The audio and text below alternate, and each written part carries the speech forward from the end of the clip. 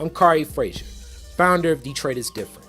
I'd like to thank you for checking out and tuning in to the 2023 State of Black Detroit. Who's afraid of a Black Detroit? This is an event run through Detroit is Different.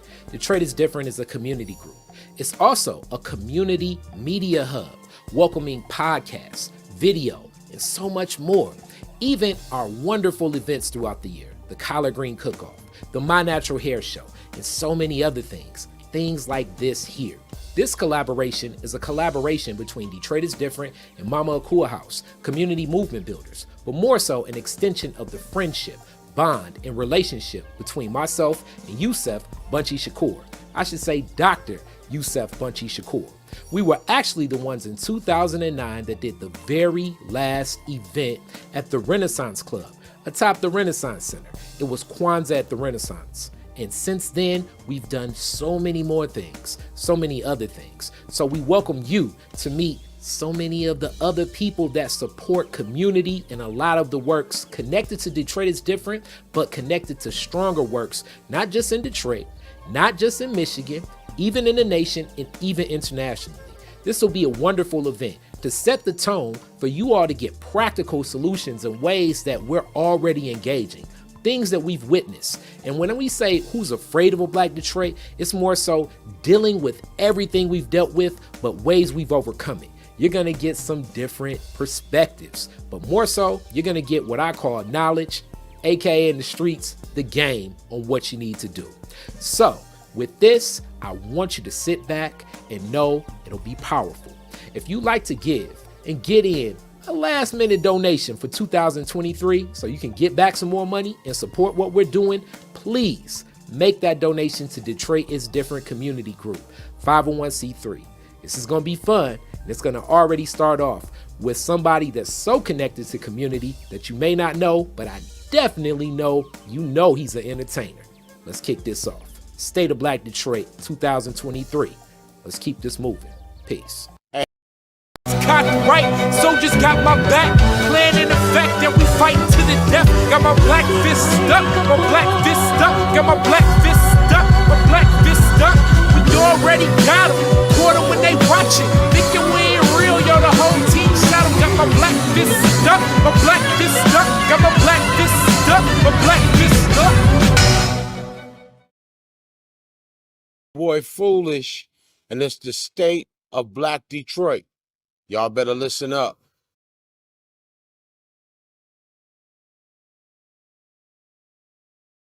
All right, we are doing this again for a third time. Khary Frazier with Dr. Yusef Bunchy Shakur. All right, now the doctor, we about to be kicking you off with another State of Black Detroit. And this time we talking about who's afraid of a Black Detroit. Yusef, what's going on? Yeah, we welcome everybody to come out to this third edition of State of Black Detroit, asking this phenomenal question: who is afraid of a Black Detroit? A Black Detroit. So this is going to have other guests this time. We already heard what the people said. Y'all want more than just my voice or his voice, so we're going to give you more of the people. But also, you about to get Dr. Shakur sharing about this. December 30th at 12 p.m.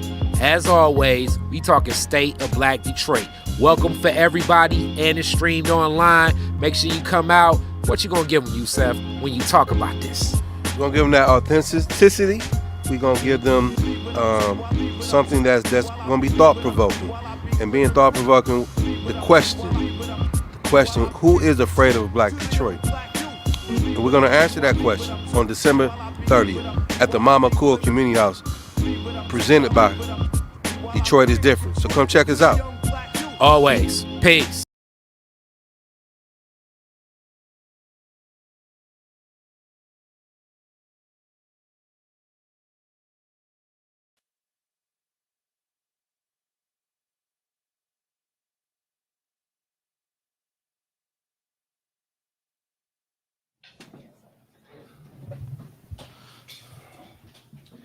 All right.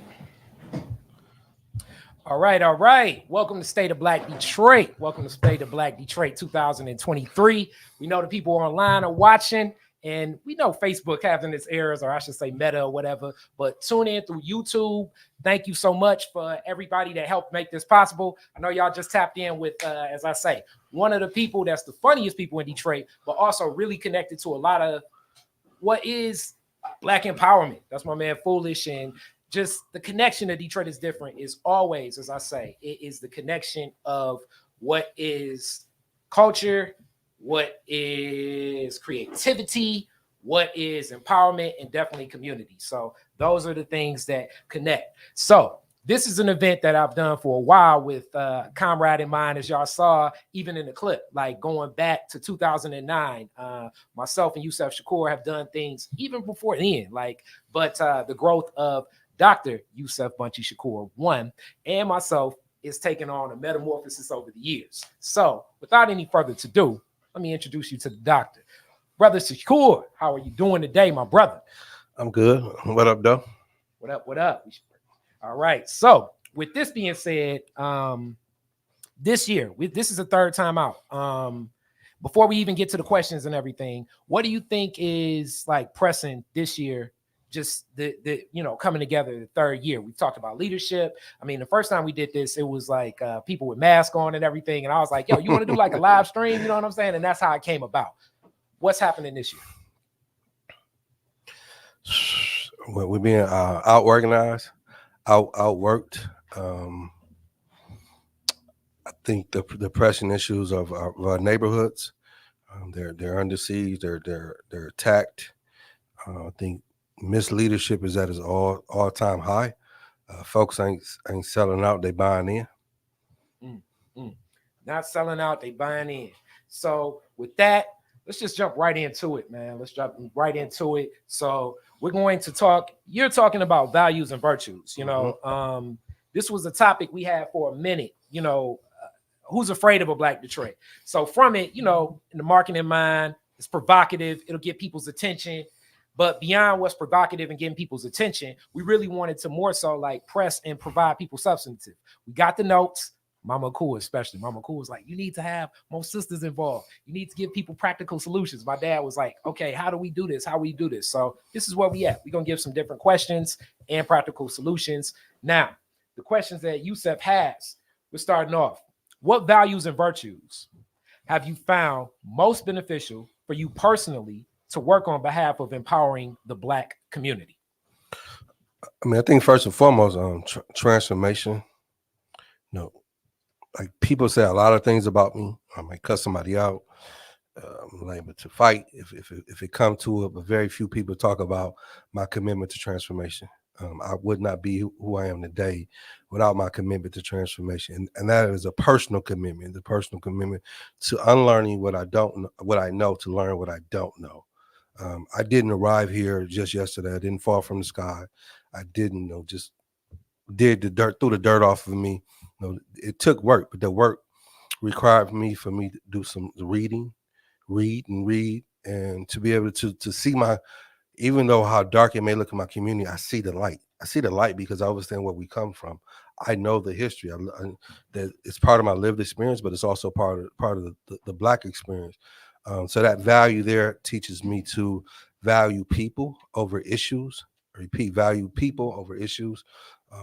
When I began to garner some level of social prestige in Detroit and across the country, I could have done what I'm doing here anywhere, but it was a commitment to do it here in a dying community, a community that's left for dead, so to speak. And I don't do it as Yusef Bunchy Shakur. I do it as the son of Ava Joe. I do it as the grandson of Walter. I do it as a person that experienced the Crockett store, Mrs. Penny's, who ran Penny's liquor store, P&J's. I mean, all these things, or Mrs. White's, who shaped me as a young person, but as a result of the ignorance that I was functioning in, didn't allow me to value. And there's nothing wrong with being ignorant. Ignorant only means not to know. But when you make ignorance a way of life, which I did as a result as a gang member, and then the ability to come back, with having knowledge of self, education, and valuing people over personalities. All right, you talked about valuing people over personalities. That is powerful and substantive. That you can connect that message. That I'm hoping that people are taking notes. I'm sure some comments going because I'm seeing the stream go up and more people are watching, which we appreciate that. Which we definitely appreciate that.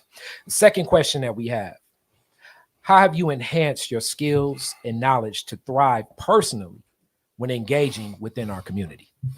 First, being willing to again learn from the people. I mean, I'll be the first to admit, like, revolutionary, nationalists, activists, organizers, advocates, whatever we call ourselves, there's a bit of arrogance that come with it. I repeat, there's a bit of arrogance that come with it because when you know something that someone else knows, you're more familiar with it. But in reality, you got to willing to humble yourself and learn from the people, learn from those who are living it every day. Folks didn't matter because, or it didn't matter to folks that I wrote a book. It didn't matter to folks to how passionate I was. It mattered when I was able to connect with them. And by connecting with them, was able to enhance me, enhance my knowledge, enhance my skill set, and made me a better leader, made me a better human being. Because at the end of the day, people can't connect with something that doesn't connect with them. And to connect with them, you have to be willing to just give a fuck. And giving a fuck meaning meeting them where they're at. And unfortunately, a lot of the organizing work need to be done in our neighborhoods. A lot of us don't know how to do that, and we're not open and honest and transparent enough to say that. And don't just call on Yusef just because at the last minute you need to get in a neighborhood like Zone 8, Linwood, Dexter, or Mac. Like, we need to be ahead of the game talking. So enhancing myself was going back to school, and going back to school was personal. And I worked my way up from community college to earn my PhD, and that's what learned from my mother. Learned how to commit myself to aspire to be better, but also put myself in a learning environment. And that learning environment having very difficult, challenging, but encouraging conversation. I'm at my best when I'm learning, and that's why I went back to school and still will be in school for the rest of my life. All right. You talk about school and education and growth, that knowledge base. We've definitely had many discussions about what that means and our different viewpoints, especially being that when you talk about the zone and being in this pocket, me being a Northwestern grad, actually for a while, I was the chair of the Alumni Association of Northwestern, and you being right here in the pocket of Northwestern, but taking full advantage after the fact, similar to me, seeing what opportunities can be presented from that knowledge base you can get from school, but also knowing how to utilize it. That's powerful. Dr. Bunchy Yusef Shakur. So let's stop right there. The PhD, what was your PhD about? What was the passion for the pursuit? How did you connect? And I know that's different than some of the questions we got listed, but I definitely want to go there and have the people learn and connect with that. Thanks for that question. Went to Union Institute University online, and I had opportunities to explore other schools, but I chose Union because of the track was social justice and political public policy. Social justice, I could do that in my sleep, but the ability to do that along with public policy, I thought was intriguing, and it was not necessarily my strong suit. I mean, I had taken some public policy classes at the School of Social Work at University of Michigan, some other things, but being able to really dive into it and challenging myself, I already went in pretty much knowing what I wanted to write about, which was using my lived experience and talking about the dynamics related to Black men and Black boys. But the more I got into the subject and seeing how the subject was addressed, I didn't want to contribute to the further divide between Black men and Black women, Black boys and Black girls. And again, I'm always up for a challenge. And as many of you know, I lost my mother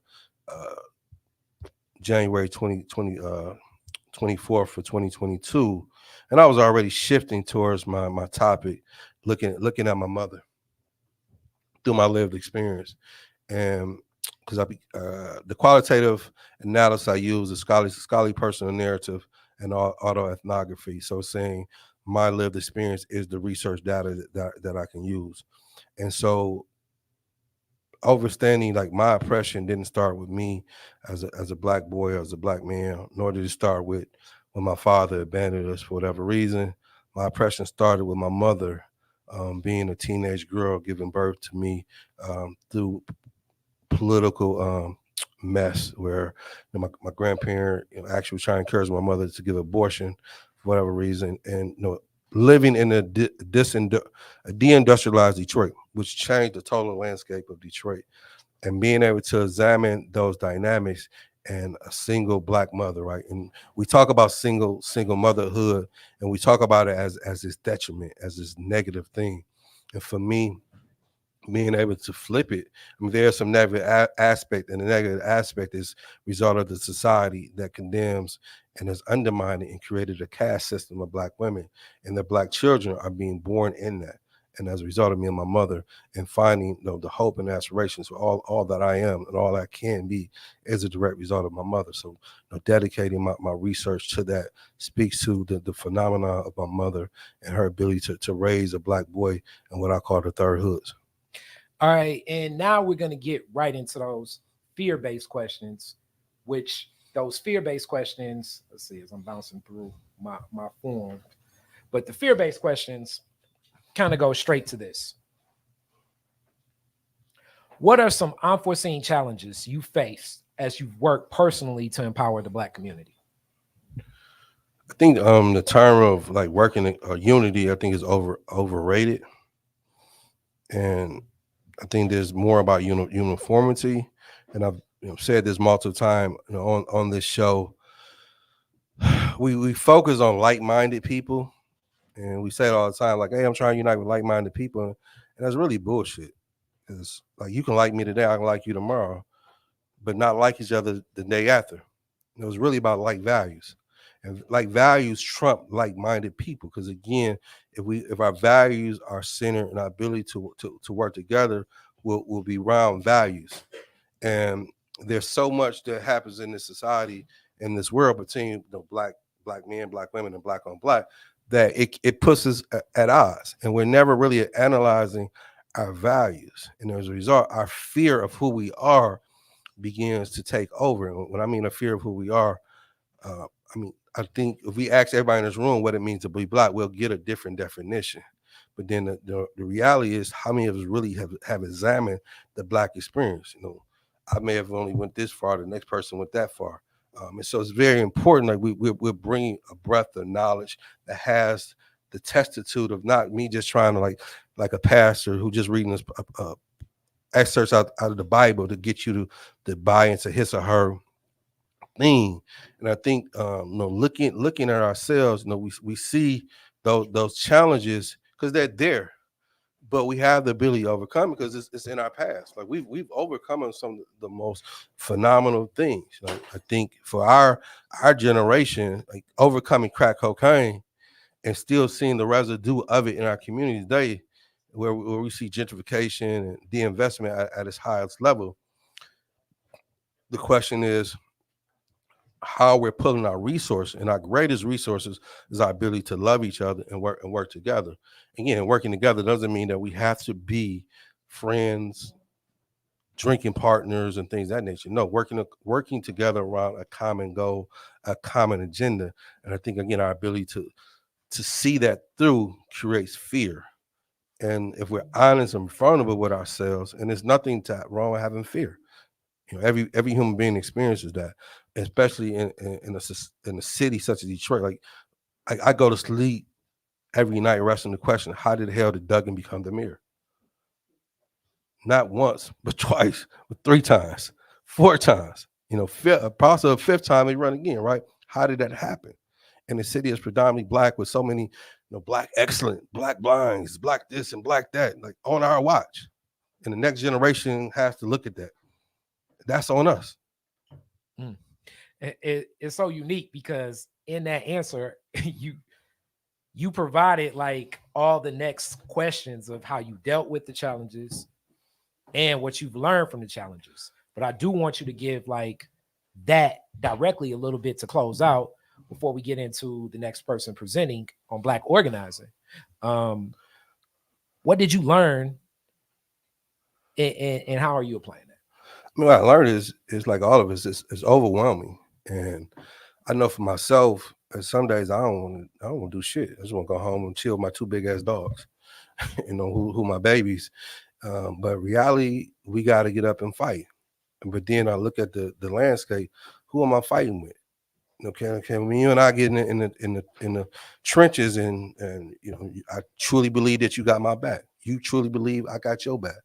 Like those are things that I'm trying to get better at. I've had much success in what I've done, but I've made many mistakes too. And I could tell you all the great things I've done as an individual, but that don't mean shit in the grand scheme of things, because individual can't free a people. Only a collective can do that.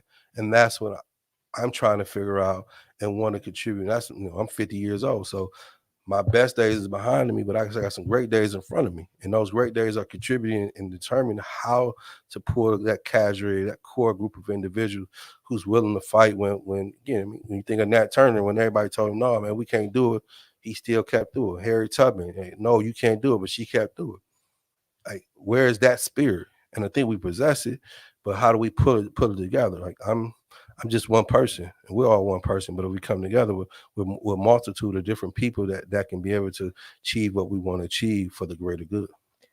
Thank you so much, Yusef. And as you all see, definitely the stream is going, and even the space, like we're bustling with people now. Like I'm seeing everybody come in. We're gonna get some seating upstairs, and Yusef's gonna help with that. Yeah. And this is powerful. As the next person that's going to present, I actually met through Yusef in that collective.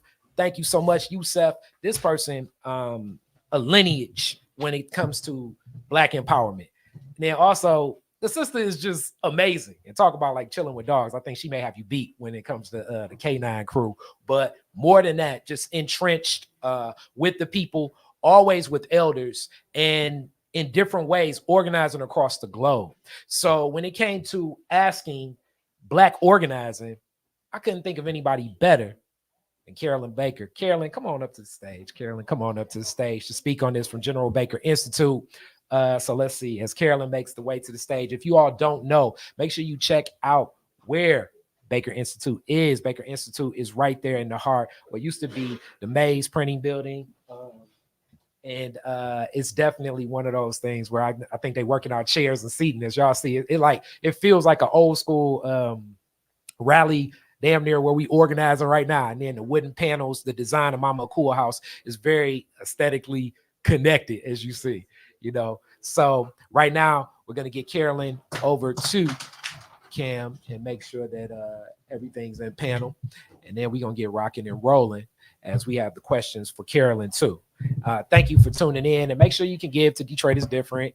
Get tax deduction before the end of the year, support as we put this stuff together and different things and whatnot. So without any further to do, we about to jump into these questions. Carolyn, how you feeling today? I'm shocked y'all got me on the mic. I'm usually behind the scenes, but I'm good. I'm glad to be here with all y'all. All right. So we're going to go to slide 4 for a second. Let's go to the slides for a second just to show people the Black organizing, and then we're going to get to some of your questions right now. So the first question we have is, what strategies have you found most effective for organizing within the Black community? It's interesting because Yusef said a lot of kind of what we try to do. We try to meet people where they are. We are located in the old Mays Printing Company, if folks don't know. That's on Livernois next to Uptown Barbecue, and next to the Black-owned Lawnmower Company. And so, yeah, we're babies when I say to organizing as far as General Baker Institute as a name. But as far as organizing as a whole, we pull on the coattails of my mom with welfare rights organizing, and also her and my dad coming out of, with Baba Charles is in here somewhere, with the League of Revolutionary Black Workers and Uhuru, and just a long time organizing. So that's the lineage we come out of, but we're still grounded in trying to meet people where they are. And so what that looks like for us is we can have people walk in who say, I can't stand Black women who have dreads, who wear baseball caps with a D on it. And my job is not to take that personal. My job is to understand that something outside of these walls of the General Baker Institute have those folks thinking that way and feeling that way. And so just not taking things personal. It sounds easy, but it's not. And always remembering, people are dealing with just trying to survive. And just because they haven't read what you read or had the experience you have doesn't mean they're not as smart as you, can't navigate like you, and don't have something to offer. And not try to bog anyone down in ideology. That's another thing. Some of the best organizers are folks who are just out here trying to survive, not the so-called proclaimed organizers. And so just being grounded and remembering that I can see y'all a little bit over there. So if I'm looking this way, it's because there's not so many lights over this way. Hilarious. All right. So that brings us to the next question. Tell a story of where you witnessed this and where it still impacts. And you talked about an example, but what's the story? As one of the things that was definitely asked for, it's like, people always talking about this Black stuff. People always talking about this Black stuff. When do we do the Black stuff? So can you please give a story where that connected? Well, yeah, so our space is ran by majority Black women and Black femmes. And so a couple of stories and something I learned, there's anti-Blackness out there we all know of, and there's also anti-Black woman and Black femme. And so I say that to say is we have folks come in the building all the time looking for the owners.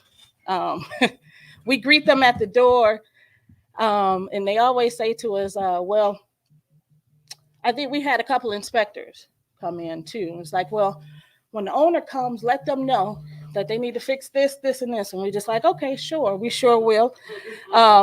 We've had organizers, who supposedly are supposed to know better, that come in, don't speak.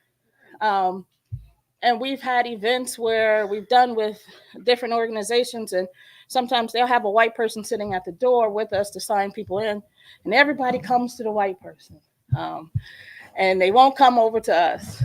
And I'm just fine. I just be looking. Or they'll have questions about the building. And so they'll go to the person because I'm usually wearing sweats or running around doing 15,000 things. And so it'll be myself, my aunt, my mom, and then my sister, one of my sisters works for a college, and she comes and she's dressed up because she's been dressed for work all day. And they'll come to her and ask her a question because she's dressed a certain way. And so we see this all the time. Like I said, I have to always go back to don't take things personal, even though I be wanting to cuss them out every time. I had a car full of, I'm closing shop. Someone recommended them to come over and check out the space that I know personally. And it was a car full of Black women who pulled up and said, and I'm literally locking the door. They said, is the owner here?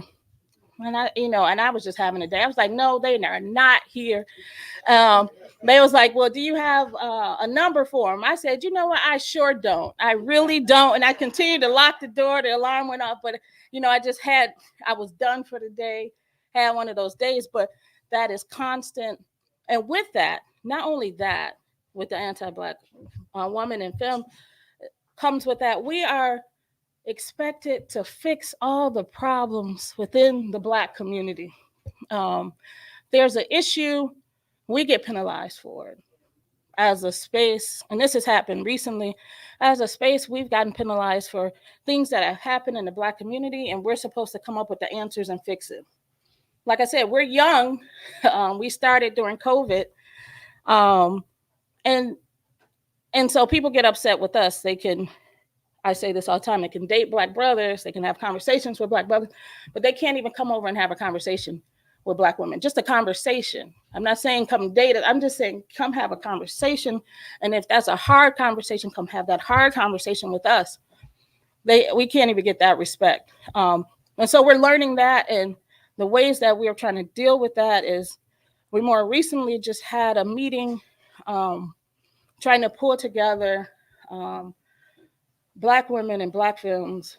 We had one meeting, and it was with Mama Ra and Mama Neb, and we're trying to get we're going to gather other Miss Valerie, Mama Valerie. And so we have made a commitment that after New Year, we're going to try to do this more often, have a meeting place of Black women and Black films, so that it doesn't matter ideology, just how can we come together to have discussions, to deal with things, whether it's just our own healing, whether it's things in our community, how can we be resources to each other? So I know it's a lot of folks in here. Look out, because we're going to be giving you a call to join those meetings, and it doesn't always have to be there. We want to do this all around the city. But that's just coming out of that experience. That's something that we want to continue to do. Definitely. As we get into, as we say, the fear questions, and it's empowering that we're connecting and building more. As we come back in crossing, as you say, just the work, it's a lot, and you just share so much in what you just shared that I believe echoes with many organizers. So now we get into the fear questions. What are some of the unforeseen challenges you faced as you work collectively to empower the Black community? Yeah. So I did not know how strong, like this last thing I was talking about, anti-Black women, I didn't know how strong it was until got into this role. So just that, I'm wondering what else I'm going to learn throughout this process, because we're always learning. And as far as fear, it's more so like the people we meet we're in the Pilgrim Village area. The folks we meet over there, we're just losing out. So I know Yusef mentioned it earlier, we're losing out so bad. So the folks I see that are struggling to survive, whether it's addictions and stuff, just the fear. And also I deal a lot with elders. We were just looking yesterday, my aunt and my mom and I, we have a binder of obituaries that we just started collecting since we got the space. And these are mostly folks from the league who have just recently passed within us. And so the fear of receiving phone calls from elders who we haven't got a chance to record and to actually work with and get their stories and have more meeting with, just that fear of losing them, that fear of losing the other folks that are in the neighborhood, whether it be from addictions or whether it be from them being forced out. That's the constant fear of we're just losing our people. And we're not, I don't feel like we're catching up to that. You know what I'm saying? So we're losing them at great numbers. And we need to try to figure out how we can stop some of that. I know with the elders, it's inevitable, but as they get older, but yeah, just getting their stories. My dad left here before we could do a lot more recordings we wanted to do with him. So Mike Hamlin left here. I was out of town. I told him when I got back, we were gonna get together and record. Got back, he was gone. So that constant losing out on our elders and our history. All right. And that definitely connects right to how do you deal with these challenges? Yeah. So I know I met Khary. I've been telling Khary I need him to come over and help me, and Piper with our equipment. Yeah. That, and we have we want to record people. We are blessed to have folks come over all the time. So we're always trying to record. The elders have come, like Dan, Baba Dan Aldridge has been over there a couple of times, and they'll get to talking, and I'm like, what? I didn't even know that about the city. And so like just constantly keeping a recording going over there is one. Having intergenerational discussions as much as we can is another. And just, yeah, you're always going to be racing time. And so how can you best use your time while you still have it? Is what we're always trying to the commitment we're always trying to make. What is the best use of time with the little time that we do have? Yeah, that's it. All right. And last, what have you learned and are learning from these challenges? From all these challenges, well, what I'm learning from just this work that you're going to take some steps forward, and then there's going to be some things that push you back. And not being afraid of mistakes that you have made, because we have made several mistakes within the work that we have done. We're going to continue to make several more, but not letting those mistakes define us, and not trying, and learn from them, learn from the mistakes as though we learn from history, and try not to repeat those mistakes, and try not to repeat that history is one of the main things that I've learned.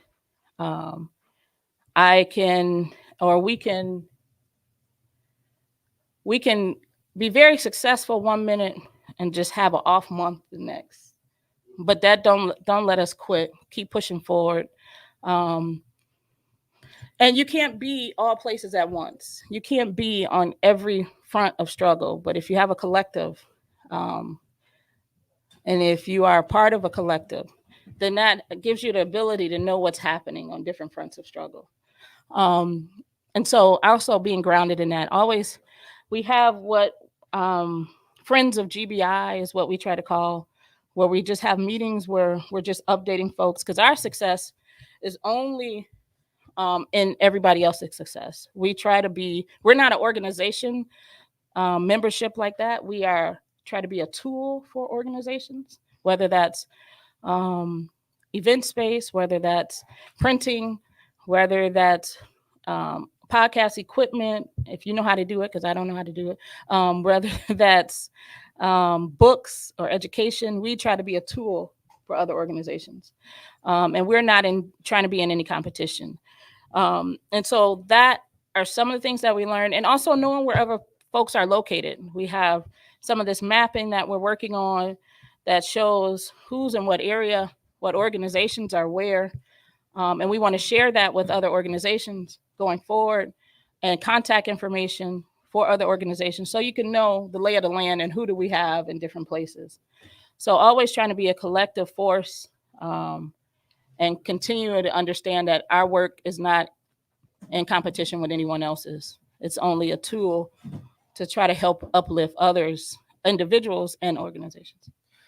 All right. With that being said, definitely empowering. I thank you so much. And when you go back and watch the stream, it's a lot of information just echoing a lot of what you're saying, and connecting. And that's definitely more that I need to be more aware of, as collaboratively building that bond between, obviously, I mean, it's the whole. Women, men, we're together, it makes sense. And Piper, as people know, like Trey is different. Me and Piper has been drilling, and I've been learning for so long, and Piper will be coming. But thank you so much, Carolyn, as we get right into more of that bond and that connection. We're talking family. And when it comes to family, this was one of the key things discussed, is like, if you look, most YouTube channels is probably talking about relationships and dating and God knows what, and black men, black women. But then that family, that center, when I think of the examples of people pouring into children and making that connection, I can't think of a better family, better example than the Larsosa family. Jason and Crystal have been just anchors in our community, people that have added so much. And within this is a blessing to have both of them present. I think that as we get this set up, you all will be wowed of what they've done, how they've done it, and how these connections were made over time. The bonds that have been true, and really that growth, and from that growth of pouring into each other, extending to family, and even further extended family through faith, community. If you ever go in their home, you'll be surprised just the essence that does exist. So without any further ado, our Sosa family, make your introduction. What up, though? What's going on, Khary? Hi, how are you? How you feeling? All right. So within that introduction, we gonna get right into some of these questions. Because like I say, some of these things that connect with family. And people talk so much about the Black family, but then it's like, what are the examples? And a lot of examples that we see that are celebrities this year changes certain dynamics of what people think we're like, oh, that's relationship goals, quote unquote. This is really what I've seen substantively in community. Yeah, that's one. And it's other ones too. It's other ones too. Yeah. It's real. It's real. Yeah. What are the key values and virtues that help strengthen your family bond within the Black community? I could just open this up. We have a mantra in our house. We call them a call and response. We ask the girls all the time. Our girls are right here in the audience with us. Girls, what's it about? The future. They always say in unison, it's about the future, because everything that we do, every decision that we make, it's in concentration of not just our daughters, not just their kids, but their kids' grandkids. So I would say that the driving principle is the future of us as a family, the future of our people. We envision Black America as a model of racial, economic, and other forms of social justice. And with Detroit being the largest majority Black city in the nation, with us being a model for what a leader and what racial and economic justice looks like. And we think that our family and other Black families play a critical role in that. I agree. Yeah, so just to piggyback off of my husband, Jason, it's... Love the way that sounds. It's funny. I do. I know we'll get more into challenges and things like that as we go on. But, it's, raising 3 girls here in the city is, something that we acknowledge. We know that we're trying to have a strong family bond with one another. Mm-hmm. Our oldest is 17, our middle is 15, and the youngest is 7. Yeah. So, just on a day-to-day basis, we're constantly, talking to one another. We're constantly spending time with one another. We're trying to make sure that, we're all on one page, because like Jason said, we're trying to build our family bond, and it's about our future. Yeah. I mean, and to like really, we would be remiss if we didn't mention this, to like make this vivid. So everything we do is about the future, and everything we do also is about Black people. And Black people as a moral leader, a global moral leader. I mean, everything that our girls do is about elevating the beauty and the brilliance of Black people, and Black girls in particular. They go collectively by the Hershey Kisses online. You also follow them. Shameless plug. Ahead, they got over, follow my baby. Yeah, they got over 250,000 followers on their channels, YouTube and Instagram, and everything they do is about uplifting us. So I mean, like, this is the driving principle. This is at the core of everything that we do, who we are as a people and who we are as a family. So I definitely want to go for I want both responses, but Crystal, I know you can speak to this, as you even just kind of touched on this. Mm-hmm. How's your family fostered healthy relationships between one another, husband and wife, parents and children, sibling and sibling? Because that family collection is deeper than like it's sometimes spoke about like it's just like a unison that moves, kind of like community. Those bonds are bonds within each. So I think that we've established, our roles, as my husband being, I like to say the leader of the household. I don't have a problem with that. But if y'all believe that, you don't know Crystal. But it's the way you have to go about it.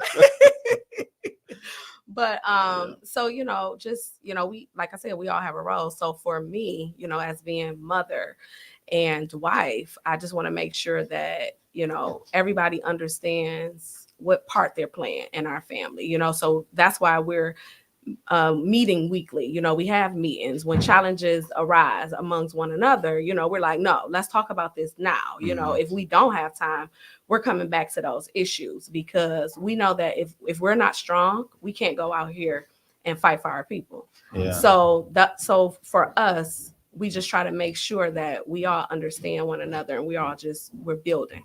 Yeah, and my wife talks about like having family meetings and addressing conflicts. We're also super intentional, proactive about conflicts, and we anticipate them. We promise our children that they're going to be coming. We talk to our kids about marriage, but also like sex and drugs and mental illness and some of the things that that they arise in our community. Or like some of the things they can expect to experience. And then when those things do happen, because we do have challenges in our household, in our family, we say, remember, we had promised you this was going to come up, and we double down on our commitment to solve them, and we just there for each other. We all we got, and we recognize that. Yeah, and we don't shy away from certain topics. We talk about everything, whether somebody tried to attack me, for example. I'm talking with my girls, this is probably why they felt like this, but this is what I want. This is how I want us to behave, and I want our reaction to be a certain way as a family because we represent one another. And then treating family like a business, like we don't tell our daughters, stay in a child's place, or like this is adult, whatever. Like we're transparent about income. Even as a higher earning income family, the books are open to our daughters. We show our bank statements. They know what we got in savings. They know how much life insurance we got. They know why all of that stuff is important. They know what's theirs. Everything we have is theirs. Just being transparent, being open, being inclusive with the way we make decisions.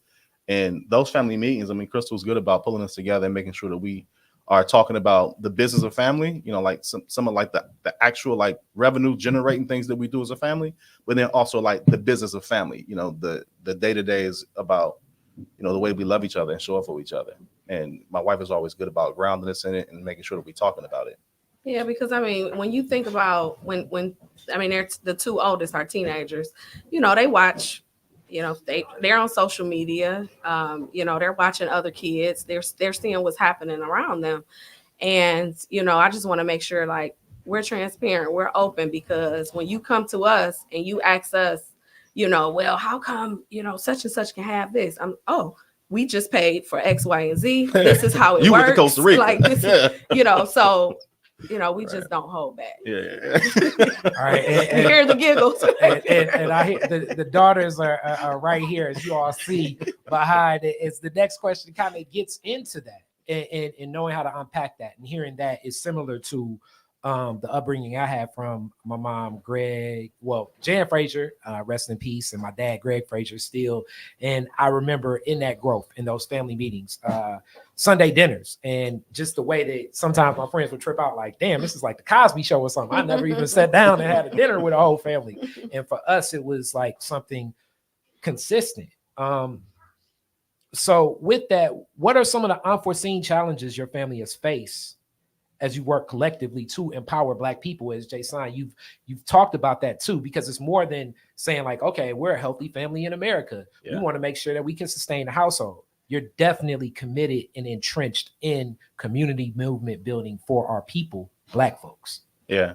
I would say it's, I wouldn't say it's an unforeseen challenge, but racism, white supremacy, internalized anti-Blackness. I feel like toxic feminism as well. Yeah, which is an offshoot of white supremacy. And notice she said toxic feminism because there's certain brands of it. Obviously, there's a need for women's movement, and particularly in the Black community. But what we've learned is that the white supremacy version of it is not it for us. And Crystal can share some of her own experiences and some of the things that have impacted our family, our daughters, me, because of some of the influences that brand of feminism has had on our family, and the struggles that we talk about this now a lot. We're talking about it more in the new year.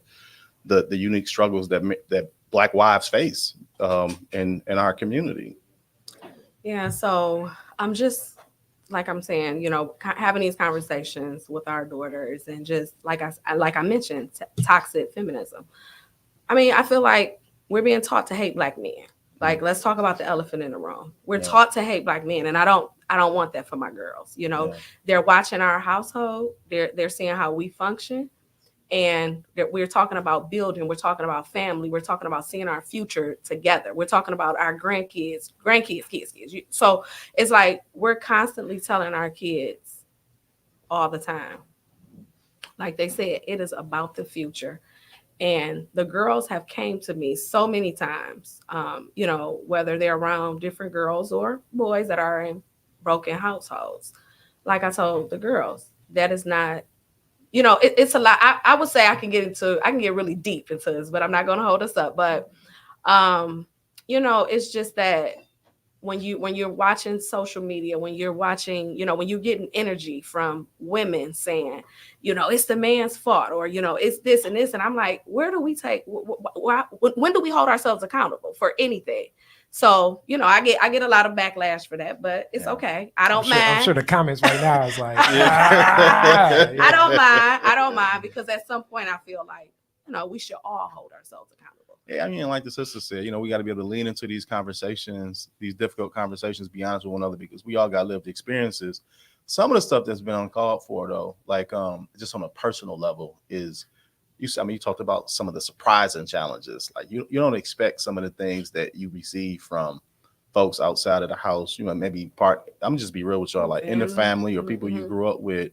You know, constant drive to try to pull families apart. To gaslight, you know, if she don't have time to do stuff, you know, it's like, oh, she ain't got her own mind, you know, I'm being controlled because I'm married. Yeah. I mean, you know, and a lot of women face this. We know this is true, but it really is because of the influences that it's not our community's fault. I mean, we should be talking about it. It really is, you know, from the outside influences, these brands of like, I mean, the white women's movement, man, is something else. And like and misogynoir is not a new thing. This hatred and disdain of black men is not a new thing. But it's like today we've forgotten that. And so when we hear like these disparaging narratives and notions about black men, we no longer, it's like we forget we're supposed to question that, you know, and you know, it's dangerous. And, you know, so, you know, like when these shots get fired at us, you know, you talked about our commitment to the community and things that we do. So the things that some folks are willing to make up or determined to make up. Yeah. And I feel it's like surprising and disheartening. Sorry. Yeah. And I just feel like, you know, our people, we're hurting. You know, I feel like we don't talk about serious issues. We're not talking about mental health. You know, we're not talking about things that's happening around us. You know, I'm like physically, mentally, spiritually, relationally. Like financially, our people are hurting, and there's an issue, there is a problem, but we refuse to address these issues as a people. Yeah, you're right. But I address them with you. So you kind of, in that question, you kind of answered how you all deal, but now the substantive information of what you've learned and still are learning and applying as you learn. Because you're right, being present, you know, the hurt people adage. Yeah. What have you learned, and how are you learning? And as this is going, they're going to see more of the pictures of the beautiful family, and that connection and that bond. Because like seeing the work, like all of these panelists, I mean, you know, the short time you're getting with this, I thank everyone for being present with this, but it's not enough time. I hope that you all can get an opportunity to connect with everyone a part of this, as these people are helping shape and empower a Black community. As radical as sometimes people think I can be, this is like the substantive, like, let's put the building blocks together. What are you learning? How are you all learning and processing to move forward from this? So before we get into the learning aspect, just you know, on a day-to-day, we don't get a manual to say, you know, this is how this is how you're a mother, you know, this is how you're a wife, you know, this is how you're raising your kids, this is how you live in Detroit, you know. And I think that on a day-to-day basis, we're learning together. That's what I feel like. We're just learning together. You know, we're not being ignorant to the issues. We're understanding what's happening around us, and we're learning together. Mm-hmm. And Pooh can attest that Crystal can attest that I'm so just keeping it real, like not to bring like drama into the situation, but I mean, I have a terminal illness, and my wife has a terminal illness, and without even thinking about it, we pass that terminal illness to our kids. You call that terminal illness racism, or just, you know, hopefully old age. But, you know, the fact is we're dying, and I'm very cognizant of it. I don't know if it's middle age or what, but I go to sleep now just like with this drive to like live and worry constantly about leaving my children behind unprepared. So I think it is middle age. She ain't there yet, you know, like she's always a few years, but taking forever to catch up. Like, you ain't 40 yet. So, I'm 42. Took forever to get there. And I'm about to be 45. And you know, I guess the lesson is like, man, we don't have time. I mean, I feel the urgency, and I really do think maybe that's middle age, but I just, you know, learning that I don't have time, overworking, overpouring, you know, into, you know, like just doing things that don't even matter, things that somebody else is going to pick up when you leave, if you're not here no more. And, you know, learning to spend more time on the things that matter, which is this beautiful woman right here sitting on my right, and those beautiful women out there sitting in front of me. Definitely. I thank you both for being a part of this. And people got a chance to definitely see what it's done, and just adding to how this all connects and what this all means. And I have, as we talk about generations next, the next generation as we roll through and keep this moving, is a young brother that does a whole lot in a whole lot. You know, we're talking Generation Z. One of the things that we definitely listened to a whole lot with the last presentation was people were like, you know, we got to talk about some of the young people, and the young people ain't doing enough, and will young people connect, and where are the young people at? So this brother was actually here last year and just kind of soaking up some game. And he's definitely connected to community. Mr. Juwan Howard. Let's see. And I just recently did his Detroit is Different interview. Neighborhood for show. Committed, definitely, and connected. So without any further ado, Mr. Howard, how you feeling today? Feeling good, man. Peace. All right. So we're going to get into your questions, man. Generation Z is something that people often have a lot of takes on, you know what I'm saying? And, and it's spoke about, and then it's like, why aren't the young people doing what we used to do? Why aren't the young people this? Why aren't the young people that? And I'm sure you hear this a lot, but you're definitely somebody from college and even before college, as we talked about community, that connects. So we're going to go right into it. In what ways have you found working in our community has helped you personally in life, intrinsically and extrinsically?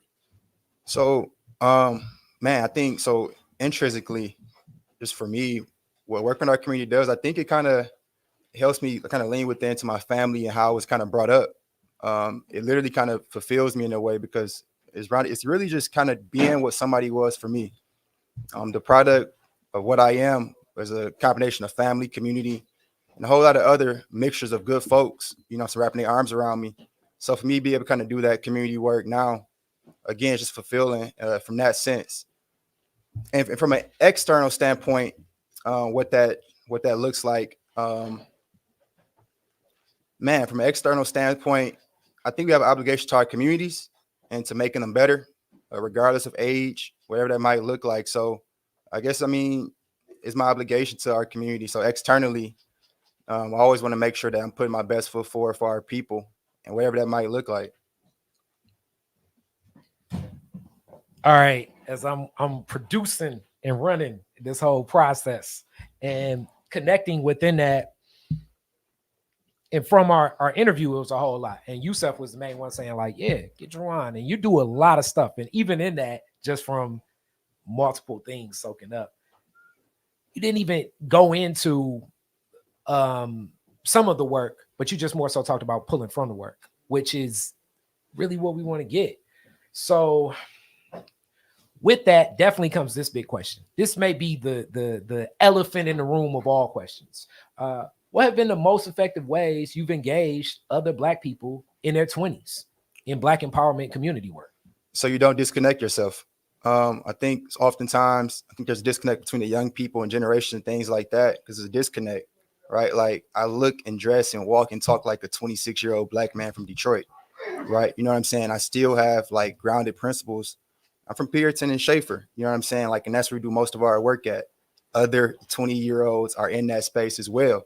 So just putting my head down and, of course, leaning on like the history and everything that was built up to this point for our people, but literally just being present and not separating myself, and literally just being around the folks that I want to connect with and that I need in this fight.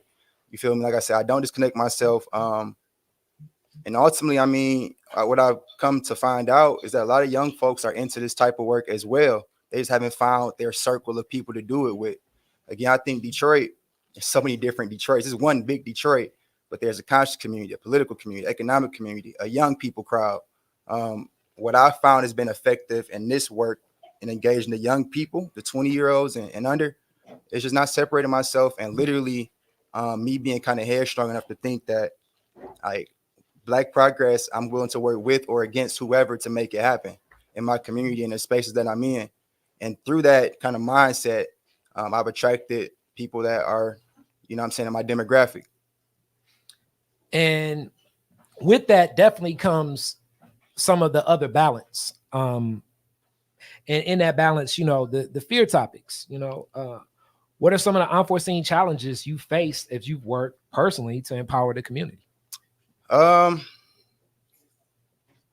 I would say gatekeeping, essentially, right? A little bit earlier on, it was kind of hard to, you know, I started a lot of this stuff just doing it. And, you know what I'm saying, I had an idea, I'm gonna start a garden. I'm gonna start a debate league, we're gonna do it. And, you know what I'm saying, there's barriers along the way that I didn't necessarily expect, considering Detroit is the way it is in terms of the Blackness and everything else. But that was unforeseen, something that I kind of didn't expect.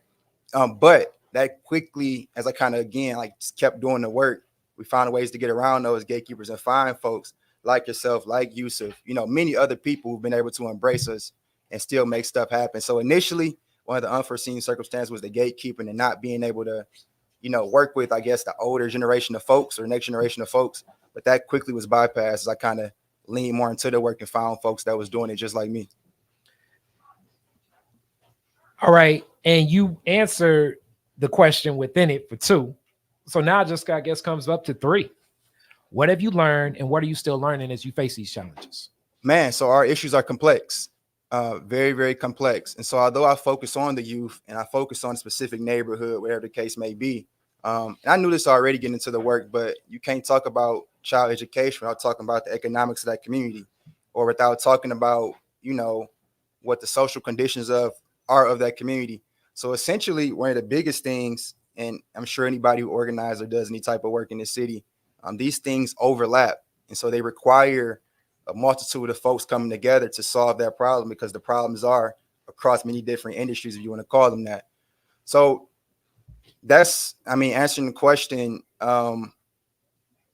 that's it in itself. Just having to work with many different folks and then understanding that all this stuff is tied in and connected, where I might be, again, progressing the youth into some capacity, but they go home to a whole entire community.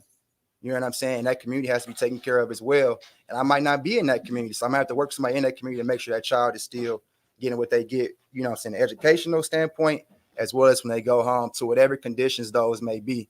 So it's just a constant collaboration that must take place with everybody in all industries, essentially. Thank you so much. Thank you so much. As definitely seeing that connection, and I see more building with everybody a part of this. Yeah. And the only way that this is going to be helpful is if we all are tuned in to great health. This is another, the next panelist is somebody that great Detroit is Different interview. So I suggest going back and checking a lot of these people, as a lot of these people have been on Detroit is Different. Some definitely need to come back and reconnect with Detroit is Different and getting connected to it. This brother is somebody that, man, oh man, for the people that the old school joke, because I love Robin Harris. People know I love comedy all the time, but Robin Harris used to have a joke of like, man, you selling that Dick Gregory. He's one of those people that like started from that whole movement. So I don't know if people know this, but someone I look up to as far as like connecting media with working with our people and community was Dick Gregory. And for the while, he had many different works that he wasn't even necessarily looking to profit off of. And it created opportunity for many people. It created an opportunity for this brother to actually have a health store. I'm talking about like the end of the 80s, early 90s on Dexter and Claremont. So for people that know that intersection, you're thinking that Dexter and Claremont may be Dexter now, Dexter and Claremont then was definitely all entrenched, and the store lasted for years around health consciousness and connecting our people to something. Dr. Jesse Brown is a powerful person that I think definitely invited, a lot of people talk about Dr. Sebi. Dr. Sebi came here a couple times working with Dr. Brown and a lot of other doctors when it comes to holistic medicine. Alkaline water is something that he would talk about. Releasing mucus is something he'd talk about. Vitamin D, everything that most of us, myself, my dad, and many others were like, okay, I want to strengthen my immune system to take on anything after COVID-19, because that's how I looked at it. I don't know how you all looked at it. And it's been people doing this work in our community for forever. Somebody from our community, and this is Dr. Jesse Brown. Dr. Jesse Brown, I got the first question. Thank you for that introduction. Thank you. Thank you. That's and it is quite a bit of history, and I absolutely stand on the shoulders of my ancestors. Dick Gregory was one of the influential people. Most people don't know about Dr. Frank and Mother Elizabeth Bracey, Dr. Matthews, and so many. They know about Dr. Sebi, who did some work, saw clients, and did some work through Detroit Holistic Center and the Holistic Training Institute. Queen Afua, Dr. Laila Africa, Dick Gregory. There have been so many people over the past more than 30 years that came through to empower our community, to awaken us to the most important thing, the most important resolution or goal that we'll have in life, and that's to stay alive and to be healthy and vibrant when we are alive. So, and Dick Gregory was just such a fantastic mentor. When I was able to meet him and then bring him to Detroit and have him speak here and do forums and that sort of thing, it was a dream fulfilled, so to speak, to see someone that I admired so much that modeled health and wellness to me. He's probably, I'm sure he's one of the reasons why I got into running as well. So most people don't know Dick Gregory ran across the United States. Yeah. Shout out to Charlene Mitchell Rogers that was right there with him. Yeah. Well, Charlene, I know, is probably somewhere in the comments, and I'm gonna go back to the comments in a second. Yeah. And as you talk about that, I also like to just echo the fact that, like, not just you, it was a lot of brothers and sisters that were selling the mix. A lot of people were looking at it for diet. I don't necessarily know if Dick Gregory's goal was that as much as it was really just empowering our people. But during this time at the late 80s, when people think, oh man, it was just crack selling. Right in the heart, it was a lot of brothers and sisters throughout, not just here in Detroit, but Baltimore, Philadelphia, Charlotte, New York, definitely across the nation, that had opportunities to empower people with health goods, something powerful. So with that, let's jump right into the first question I got for you. Okay, so in here, I just want to highlight this. So some people knew about the Dick Gregory Bahamian diet. Yeah. We started at that time. He also started something called Correction Connection, which was a formula designed to help people break those addictions, because of course that was a major concern in our community as well as it is today. And shout out Mama Kim Sharobi's here too. As she walked in and knew you directly, I was like, I should have known that both you guys would know. Absolutely. What are some of the most practical and beneficial actions you've seen people take to strengthen health throughout the Black community? First of all is food. So I have to say food, and then physical activity, and then businesses that relate to health. First of all, we got to have food. We have to have food security. So Detroit is actually a mecca and becoming more of a prominent place in the U.S. and beyond for having urban gardens and farms, D-Town, and so many of those types of initiatives that we're having here to make sure that our people are fed and have access to food affordably. That's essential. The next would be physical activity. So Detroit at various times has been rated as the fattest or the unhealthiest, one of the unhealthiest cities in the United States.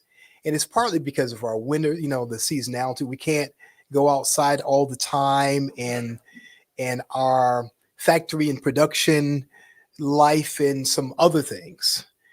that contribute to that. But physical activity is increasing. Fortunately, people are doing more walking, they're doing more running. You have some of the largest running groups and cycling groups that are happening in Detroit. Detroit is known for first anyway and doing some breakthrough and revolutionary stuff. But physical activity is becoming more prominent, and that needs to be an essential part of our resurgence, our renaissance, and our transformation. And then the economics of health. Okay, so many people will talk about the drugs that proliferate in the community. Drugs, alcohol, the vices and problems that we have would not be where they are, would not be the factors that they are if there were not economics behind it. You want to change that? You want to get people to stop smoking or drinking or using drugs as much? Take the economics out of it. So when there's economic incentive, when billions or trillions of dollars are being made in these vices, it's always going to be here. So similarly, the natural products industry, for example, is part of a multi-billion-dollar health and wellness industry anyway, is $300 billion people will spend in natural products, or spending approximately, now. And that's going to go to about 400 billion in less than a decade by 2030. We need to be a part of that. We need to be developing. We need to solve problems for people in ways that are good for the planet, that are profitable, principled, and philanthropic. We do that. We have a template for transformation like never before. So put some economics, allow people to feed their families, take care of their communities, and make social change and transformation through doing good things, through doing the right things, social entrepreneurship. And so you find more and more companies are doing that. They're looking at the packaging, they're looking at the sourcing, they're looking at how people are treated, where things are grown, if they're using chemicals or not, all these different things that impact people's health and impact the health of the environment and the planet as well. So that's where we're moving, and the Holistic Training Institute, and what my mission is to help train healers in every home, in every family, in every community, so that we can take advantage of that. So we're not just consumers, but we are producers. We're solving problems. We're getting educated. We're understanding our health and wealth and how things are going to look in the future. And I definitely think that we're tuning in a lot more to the alkaline diets and alkaline water as more herbs. Shout out to more herbs. That's where I go get a lot of my vitamins. It's like every time I go in there, you go at the wrong time. It's bustling over there on 7 Mile with people. And it really exists too, because I mean, if you I guess put a little dye on your beard and locks, they have no idea. How old are you? I'm 67. Yeah. And I'm a runner, as some people know.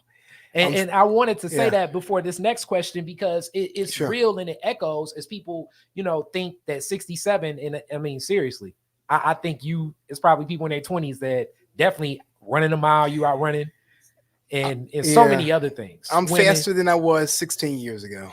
Wow. My marathons, my half marathons, and everything else are faster than they were 16 years ago. I ran my first marathon at 51. I wanted to be in shape I wanted to be in marathon shape by the time I turned 50, but my sister threw me a birthday party at 50. I didn't make that marathon. Yeah. But the day after I turned 51, I ran my first marathon, and so I've been running ever since. And that's one of the key things, being not just being active, but being active at a high level. You're getting right into that next question I got. Okay. And that's, in general, what should be the quality of life and health that people in our community should be experiencing? What are the essential vitamins, herbs, exercises, meditations, and or relationships that should be kept to achieve this? Hence, like I always like to say, I want to be able to do 30 push-ups, 50 sit-ups, 10 pull-ups. Like I have like these things in my mind, which I mean, it's not like a test or something, but just me and my own ego. But what are some of the things essential that need to exist? If I see Sherrod. Well, instead of being the unhealthiest people on the planet, instead of Africans in America having the highest rates of cancer, diabetes, and heart disease and high blood pressure and these things, we should be exhibiting the best in all aspects of health. It was only the healthiest people that were brought here from the continent of Africa through the Middle Passage that survived slavery and all the atrocities and everything that we've gone through. We excel in athletics in many cases, but when it comes to the average, person, we're woefully inadequate. We should be much more vibrant than anybody else. We should have greater longevity and greater healthfulness. Now that's going to look different for different people, but when we talk about our lives, when we talk about health, and we talk about how old we are, we start from the very young, and we say, how old is that child? How old is that, that person? We think about it in terms of being old, and then we say, oh, a certain age or stage that you're old and you shouldn't do X, Y, and Z. And then we see people like Ernestine Shepherd, who was the world's oldest female bodybuilder. And we see her excelling. We see her running 5-6 miles, in the morning, 5-6 o'clock in the morning before she works out with others. Most of us can express health like that. It's in our genes. We have genius in our genes and diamonds in our DNA, as I like to say. We are more brilliant and resilient than what we're exhibiting, but we're thinking from a different mindset, and we're lying about dying. We're saying, oh, somebody's died of old age, or, well, they lived a ripe old life for whatever, it's 70 or 80. We're getting sicker sooner and dying faster because we have an expectation that would occur. My father told me something a long time ago. He said first that his parents died by the time he was 17. So he didn't expect to make it to 70. He lived to 76, but those last 6 to 8 years or so, he wasn't in great health. So our expectations are going to drive our motivation and our action, our activity, and the results we're going to get. Okay, so if sickness, if chronic disease runs in your family, run it out of there.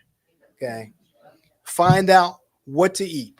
Give your body real food. We enjoy our restaurants and eating and gatherings and those types of things, and we allow that to distract us from understanding the fuel that this temple really needs. We treat our cars, our clothes, our cribs better than we do our bodies. And so what do we expect? You spend $70,000, $50,000, whatever on a car and maintaining it and the insurance and everything else, and go cheap on the body. You don't do a $1.99 Happy Meal.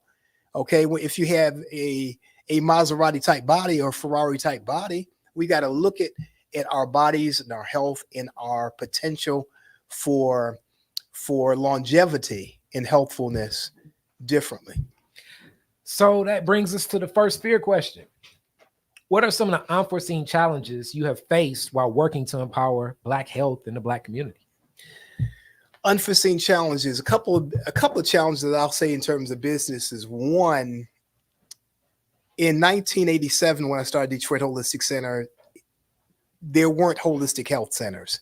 So having access to finances and funding, that was difficult. And then having support around that as well.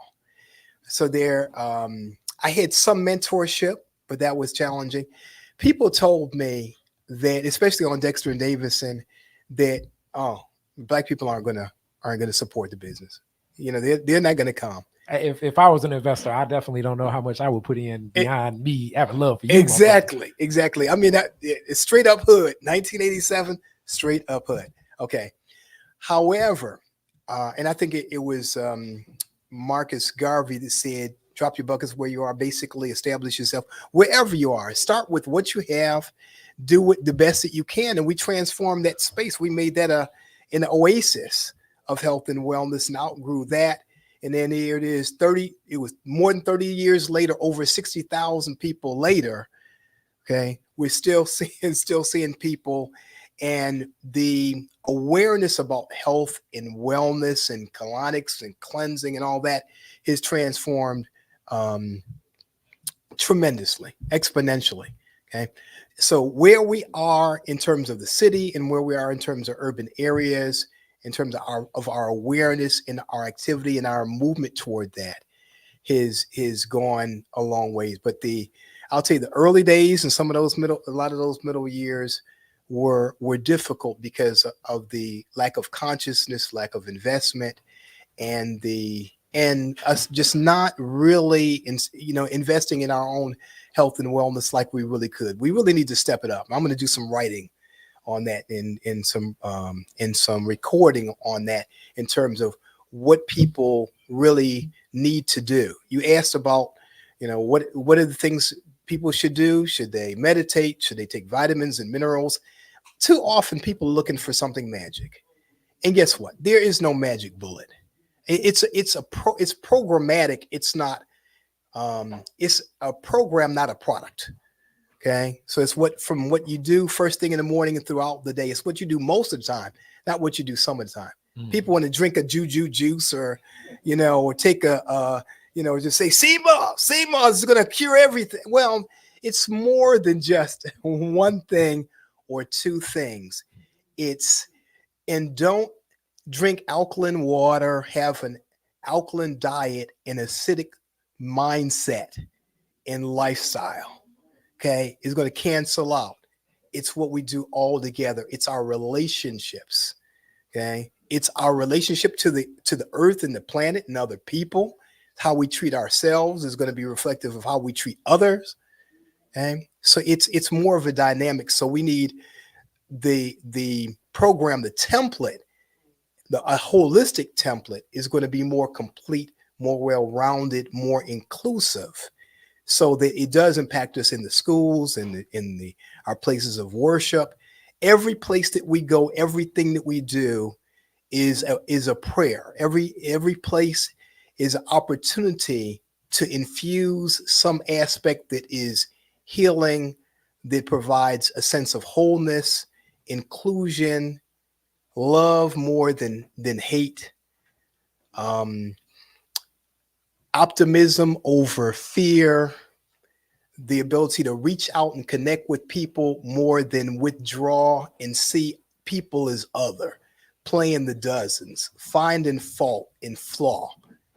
Okay. And with that, you answered the next two, 1 and 2 together, okay, but not to 3. And I thank you Okay. so much for being present with this. All right. I'm going to do some more content with you this year. We spoke a little bit about that. Absolutely. As I'm always ripping and running. Yes. Also, Baba Simmons. I don't know if Baba Simmons is still here. I'm going to do some more content with Baba Simmons and Carolyn. We've said it for a while. So Carolyn, you're going to see more collaborative of a lot of the panelists with Detroit is Different coming in 2024. Last question. What have you learned? And what are you still learning from these challenges that you face as more people are getting connected to this work? What have I learned and what am I learning? I'm constantly learning. And that's part of the process, is always being open to the reality and the fact that there's more that's available than what we're seeing. And that people actually, they do want to change. They do want to have, most of us are very similar. We're more alike than different. We want good health for ourselves, our family members. Those people that we love, we want to be in communities that are safe and nurturing. We really want fundamentally the same things. We don't know how to get there. We don't always know how to get there. We don't know how to navigate the health system. We don't understand our bodies enough. There's so many things that we're not taught in traditional schools that we need to learn that are essential. And sometimes we find that out far too late. So then we get out of balance with nature, and we make choices that oftentimes are not our own, but are those things that we're programmed to do.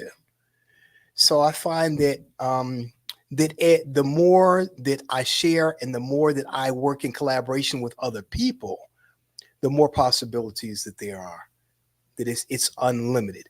Dick Gregory shared something, with me years ago that I'll not soon forget. He said, "You got a big job." And he charged many of us with that and said, "You got a big job." He would talk about the problem, but he always would just say, "You got a big job," because he believed that people would do it. It may not happen in his lifetime, and it didn't happen in his lifetime. But if each of us takes this on, just imagine what would happen if we had 1 million more healers, people healing relationships, people healing bodies and touching and connecting, especially after COVID, especially after the isolation and fear and the, oh my God, what's going to happen? And we're masking up, we're avoiding people. We're doing things that are fundamentally against our nature as community people, as people who need to be around other people. And so our health decline, our mental, our physical, our spiritual, our emotional health decline. Things will never be the same, but what we need to do is we have to swing the pendulum the other way by recognizing the problems that we have and how we can solve those, because the solution is in our hands. It's not going to happen from the institutions or on high. It's going to happen from the bottom up. The revolution is going to be is going to take a different form in terms of our health and our generational health in addition to our generational wealth. Thank you so much, Dr. Brown, and a lot of great game. As he definitely talked about more so the intrinsic, the internal, how we dealing with that. But now we about to get into somebody talking about the external, how we deal with that, because we still are Black in America. And then when we Black in America, you know what we facing. So this sister is someone that like immediately, it was like, hey, we need a resource. Can you work? And I was like, I'm ready to work. Detroit is Different is a resource for media empowerment, providing voice to so many others. So if you're watching and you're looking, definitely make that connection. And so many things, Detroit justice definitely needed. Nancy Parker's in that role as an attorney, living in the community, family in the community, working in community. And it's so much that, we can deal with just in the community when it comes to justice. So without any further ado, Nancy Parker, how are you today? I'm doing good. I'm doing great, actually. Just being amongst all my people. It's Kwanzaa, Habari Gani. Purpose. I cannot complain. Thank you for having me. Thank you. I'm glad you were in town, because first, I don't know when this text started, back in November or something. And it was like, all right. You was like, if I'm in town, I'm there. So I'm like, yes, you in town. And you in town. It was like, all right, I'm hoping there's no snow. There's no snow on the ground, surprisingly, in the city of Detroit, which I'm sure next year we'll get some more environmental, which Piper could have did that too. And we'll talk about that eventually when we get to it. But let's get into this Black justice and this work that you do. In what ways have you witnessed better relationships in our community strengthen our access to more equitable outcomes throughout the American justice system? All right, so a deep question. And so first, I must start by explaining where I work and what I do. So I'm over at the Detroit Justice Center, and we are a PIC abolitionist organization. That means we are a prison industrial complex abolitionist organization.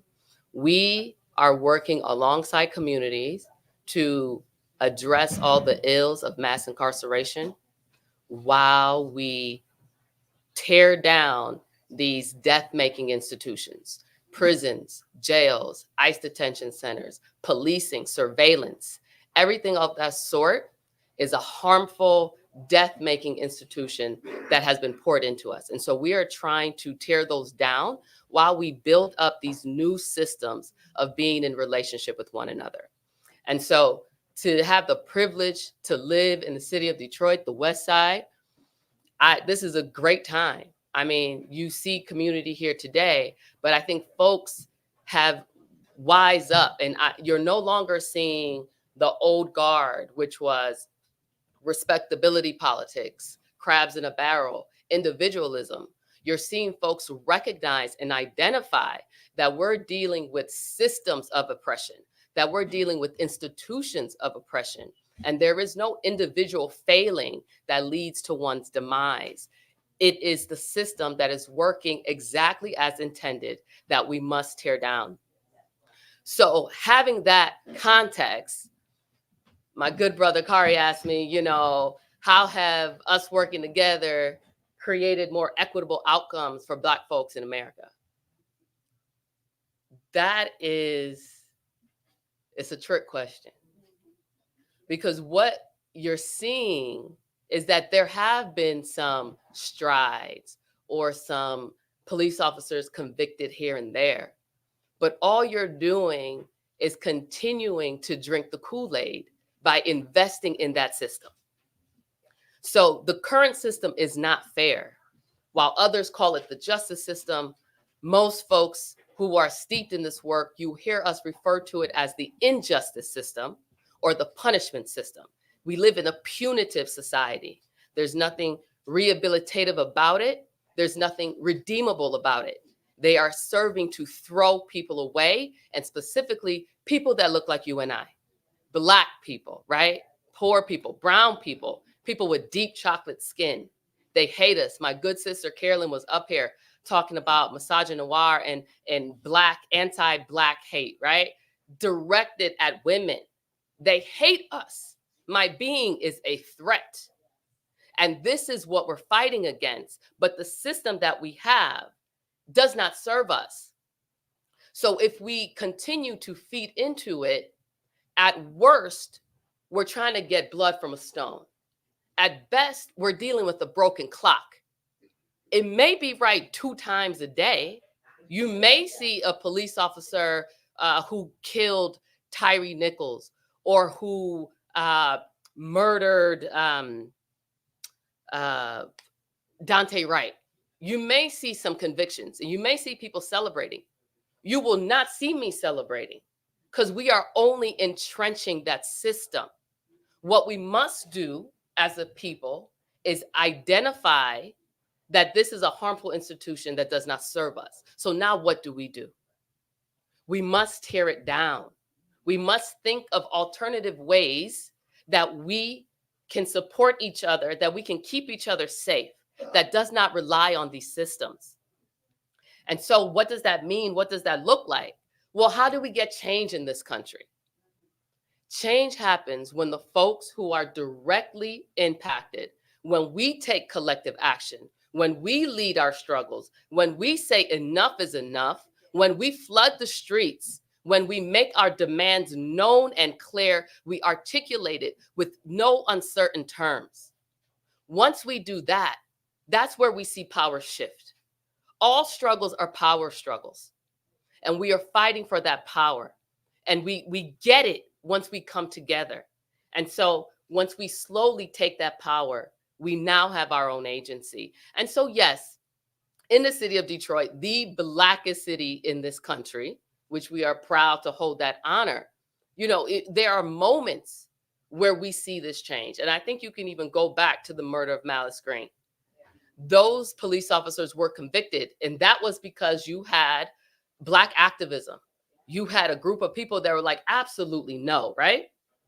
And so you get that conviction, but then throughout the years that follows, you get more Black people killed and who are either killed by police, sentenced to death by incarceration for life terms, or if it's 20 years, but we can't survive because of all the health and systemic issues that are already killing us, right? So we have all these periods in between of dire situations. And then you can jump to the racial reckoning that so-called occurred in 2020 and 2021, right? But all of a sudden, because the killings, the lynchings of Black people is now televised with our cell phones. So they murdered George Floyd. And the sad part about it is we don't know how many George Floyd existed prior to what we witnessed, right? But because of that, everyone wants to prove that they're not racist. They want to prove that we're going to solve this racism issue. So they're going to flood money and they're going to all now say Black Lives Matter, right? And so we think that we're moving ahead because we are. Because for a period of time, we have come together.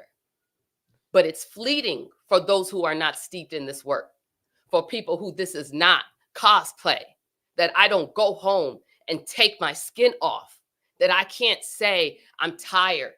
Today, I just want to chill. I have 2 little Black girls that the reason I'm in this work, this is life work. This is passionate work, just like all of these forefathers and foremothers that you see around this room. I do not have a choice. I am fighting for freedom so that my children can live and walk outside and my heart doesn't stop and wonder if they're going to come home to me in one piece. So everyone came together in this monumental moment, and we were able to do beautiful things here in the city of Detroit. Detroit Will Breathe led 100+ days of marches in the street in 2020. We had great organizations that were doing great work. We were making demands of the city, right?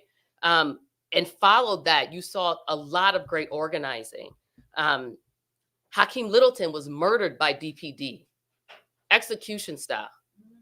And I think in any other time, if a young Black man shoots at the police officer, regardless of anything else, respectability politics, not wanting to buck anything, the majority of the people would have been like, well, my man's got what he deserved.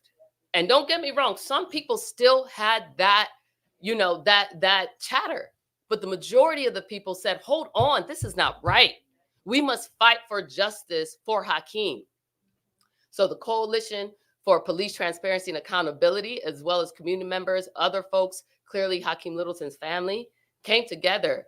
We put on a tribunal. We heard this young man's story. And what was it that led him to that point? We always just fixate on the pivotal moment, and we never look at the history. We never look at the years, the months, the decades of oppression. And I feel in that moment, we as a community in Detroit said, nah, we have to take a stand. And that was beautiful to be a part of and to witness. But we wrote to DOJ, we wrote to all this, we did all these things to try to get justice for his family. Although true justice, when a Black life is taken, would mean that life returns. And we know that's not possible. So what we're really fighting for is accountability for those who are committing harm. We really did not receive that. So what does that mean? Again, as a Black person with deep chocolate, beautiful skin that I love to wear every day, it means that to think that you can get equity, justice in a system that's in a country that the foundation of said country is white supremacy, you're looking for fool's gold. You will never receive that. This country was not made for you. And they tell us every day. That does not mean we keep fighting. That means we understand who our oppressors are. We understand who the forces against us are. And we band together and we get more justice, which we define what that looks like. I said, Habari Ghani, we are in Kwanzaa season. My favorite principle is Kuji Chagalia, self-determination. Self-determination in the criminal legal sphere means that we as Black folks, we demand our right to determine how it is that we live in our communities. And that means we define how we keep ourselves safe, how we attend to harm and violence. We do not have to use this white supremacy, patriarchy tools. We have our own tools.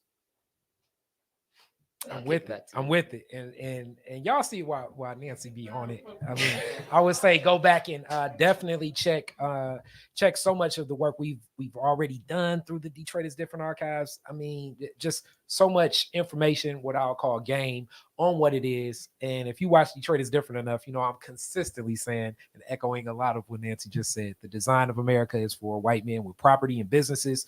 The further you go from that design, it's not necessarily functioning, but I love the way that she eloquently put it. It's about understanding, and then from that understanding, knowing how we move. So with that, What are practical actions people can take to empower our community towards better resolutions by engaging with this system, as you say, the American injustice system? Absolutely. Absolutely. So as much as I can talk ad nauseum about the ills and the corruption in this country, I'd rather talk about what it is that we can do, what we should be doing, what we can build up, how we can transform how we live in this space, how we make it our own. And the first thing I have to say is get organized. Get organized. You are in the space right now. Everyone here is here because you are called to a purpose to help free Black people. We're all fighting for Black liberation, right? So we need to do that collectively, regardless of whether your skin looks like mine or not. Like Malcolm said, I'm with anybody who's for the liberation of Black folks. I don't care what you look like. So what does that mean? That means get organized. Join folks who were out in the community demanding change. You know, the handful of folks, just to name a few, that we work with specifically at the Detroit Justice Center. We work with Detroit Action. We work with Michigan Liberation. A lot of great orgs are out here, right? So join up, because these are the folks who are going to city council and demanding accountability from your electeds. One thing I want to say that I don't think a lot of folks speak on enough, and part of one of our major buckets of work at DJC is making sure folks have valid driver's license or state IDs, because this is your jury pool. This is where they are selecting people to be judge, to be jury and executioner, basically, of our people.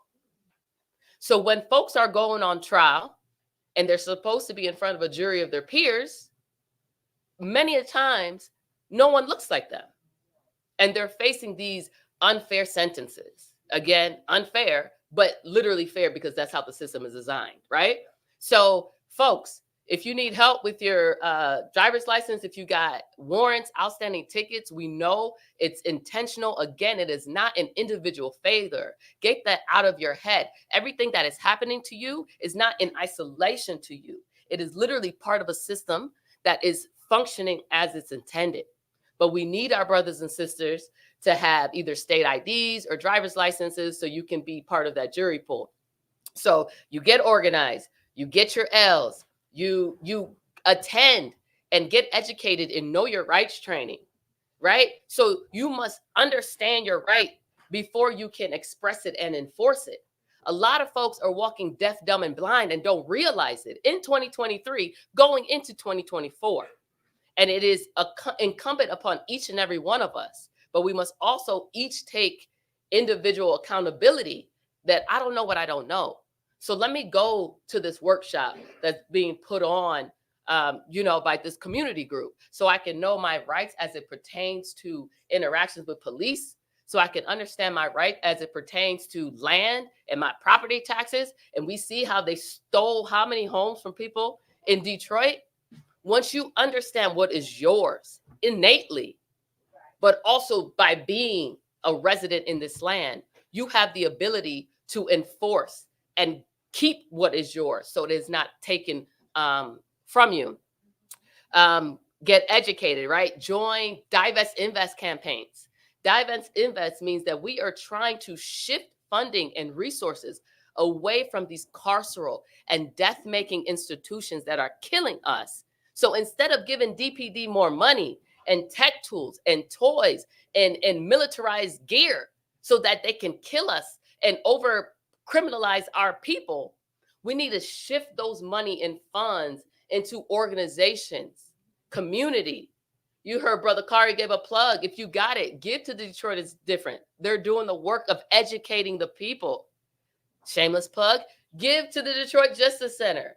Give to anything that you are called to, because this is how we get free, by supporting our own, by coming to events, by getting educated, by holding people to account.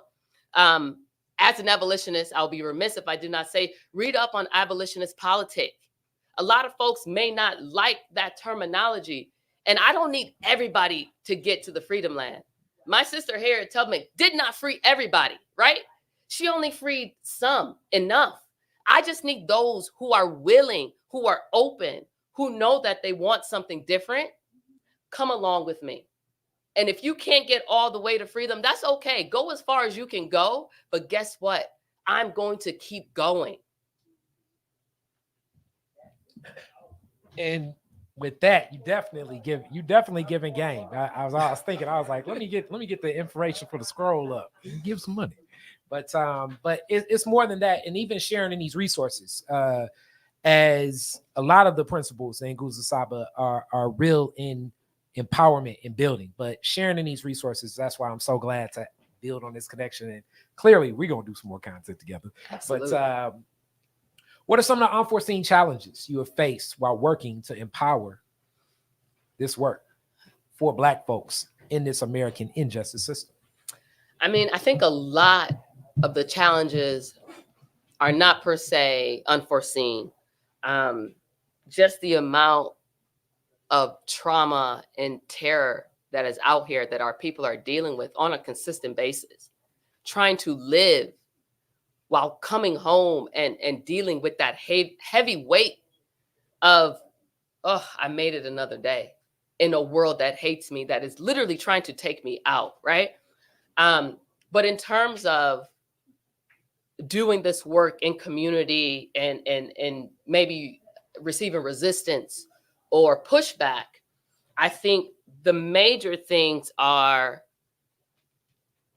it's a product of white supremacy. Everything goes back to white supremacy and slavery, to be real with you. But people want a change. People know that the way that we're living is not it. But for me to come and have a conversation with them and say, you know what? I'm going to take away the only source that you have ever known that you were told was your safety, which is police and the policing system, the carceral state that we live in. I'm saying this is not serving you. It's not serving us. It has not served us for decades. Let's take it away and do something different. Now, people know it's not working, but where people are like, Nancy, I'm with you up until I can't give them every single answer for all the parade of horribles they want to throw at me, right? And so when you can't give someone an answer, it's as if they're like, nah, that's not it. And to that, I struggle because I'm dumbfounded because I say it all the time. You know, the colloquial definition of insanity is doing the same thing over and over and over and expecting a different result. And that is literally what we do in this country. But to have someone stand up and say, hey, let's try a different way. Let's throw away this thing and build up a better way of being in relationship with one another. Everyone's like, oh, that's a bridge too far. Let's give them body cameras so we can watch when they kill us. Let's ban certain weapons so then they can put us in a chokehold. Malice Green was beat to death with the flashlight. So y'all want to reform all the ways that they kill us. And I'm raising my hand saying, excuse me, I actually don't want to die. I want to live, right? And so the challenge really has been to engage in this thoughtful conversation with folks where you're not dismissing their apprehension. You're not dismissing their pain. You're not dismissing their trauma. But you just kind of want to shake them and say, but look, what we currently have is not working for you and I. Let's do something different. So I think just getting people to dream with that radical imagination that we do so beautifully at DJC, that we believe another way is possible because we're living embodiments of it. Our ancestors were born into the condition of slavery, where that was literally a fixed condition, but others were able to say, yeah, nah, this ain't it. This ain't it. I know this is literally all we have ever known, but this is not it. And there has to be something else. I take that legacy of fight and foresight to say the condition that we are currently inhabiting is not it. And I want to get to this abolitionist future where we keep each other safe, where we can say, okay, harm will occur because we are human beings. But when that harm occurs, How can we deal with it that centers humanity, dignity, love, care, that does not center punishment, right? And vindictiveness, but rehabilitation. And so what we're doing here is we're trying to dream bigger than what we can see. And that might be transformative justice, restorative justice, not locking someone away for decades because they made one horrible mistake, allowing people to have a second chance at life. So with that, as you know, amazing. Actually, you answer each question in that response of what, how, and what you're still learning in that process. And we're still definitely learning that. This was powerful. Nancy, as I know, people are like, I'm just looking at the stream. When you go back and watch it, and then we're going to post this on Facebook for those that missed it. You're going to see like all the game, like a lot of black fist up and like, hey, where was he? In the city. Definitely connecting and empowering our people. I thank you so much, Nancy. And Detroit Justice Center, wave a banner. Always glad to give. I'm giving to a lot of orgs because that's the cooperative, and we're sharing in resources, not just cameras and podcasting, but also if we got a couple dollars, we're throwing that back and forth to one another. I want to say like our collard green cook-off was like our collard green cook-off was like August, whatever, like 20th, and it was like I donated to you all donated to Detroit is Different. Right. Then I turned around and gave right back to Detroit Justice Center. That's because that's the balance, and that's the way we need to support one another. And when we talk about supporting one another, the brother that's coming up next is somebody I'm always running the streets with. I mean, this guy, he's actually 2 events right now. He's 2 places at once, surprisingly, and someone that similar to me, like our backgrounds like intersect on many levels. You know, I'm always calling him G-Mac because that's his hip hop moniker. As mine is less mindful be in effect here too. It's but Greg McKenzie in Black Business, as I'm about to prepare his slide, the introduction. People should know our Keebaline Village, always connecting with our people. This is tax season. Like me, he definitely helps so many people start businesses, 501c3s, taxes, but overextends in sharing of resources and helping navigate. As much as like the justice system is an injustice system, the financial system may definitely be one of those systems that for sure is not designed for a lot of people with this on them. But we working it through. Greg McKenzie, how you doing, my brother? What up, though? What up? I'm about to get those slides ready for you. Hold on. Yep, but you can talk to the people. Let them know. So just to give you all a brief introduction of me, my name is Gregory McKenzie. I'm the son of Ruth McKenzie. I'm a second-generation entrepreneur and accountant.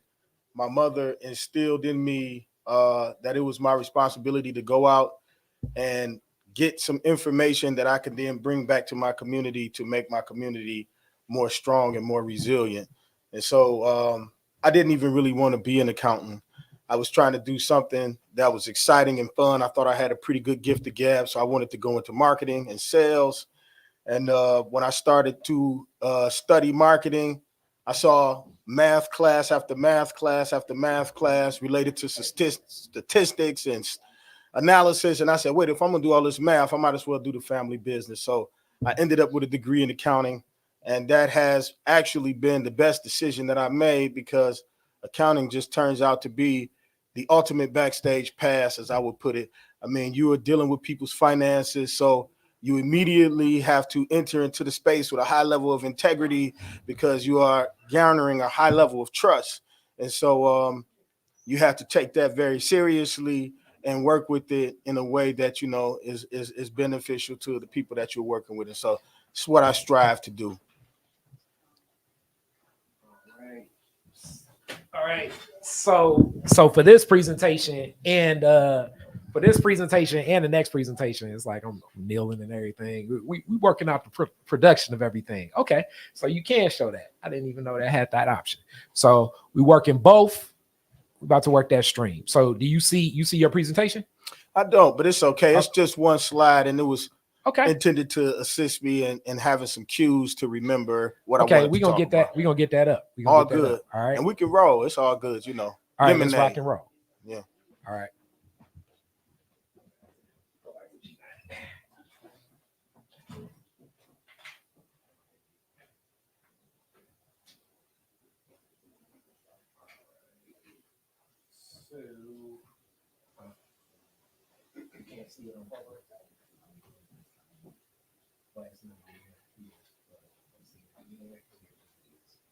All right.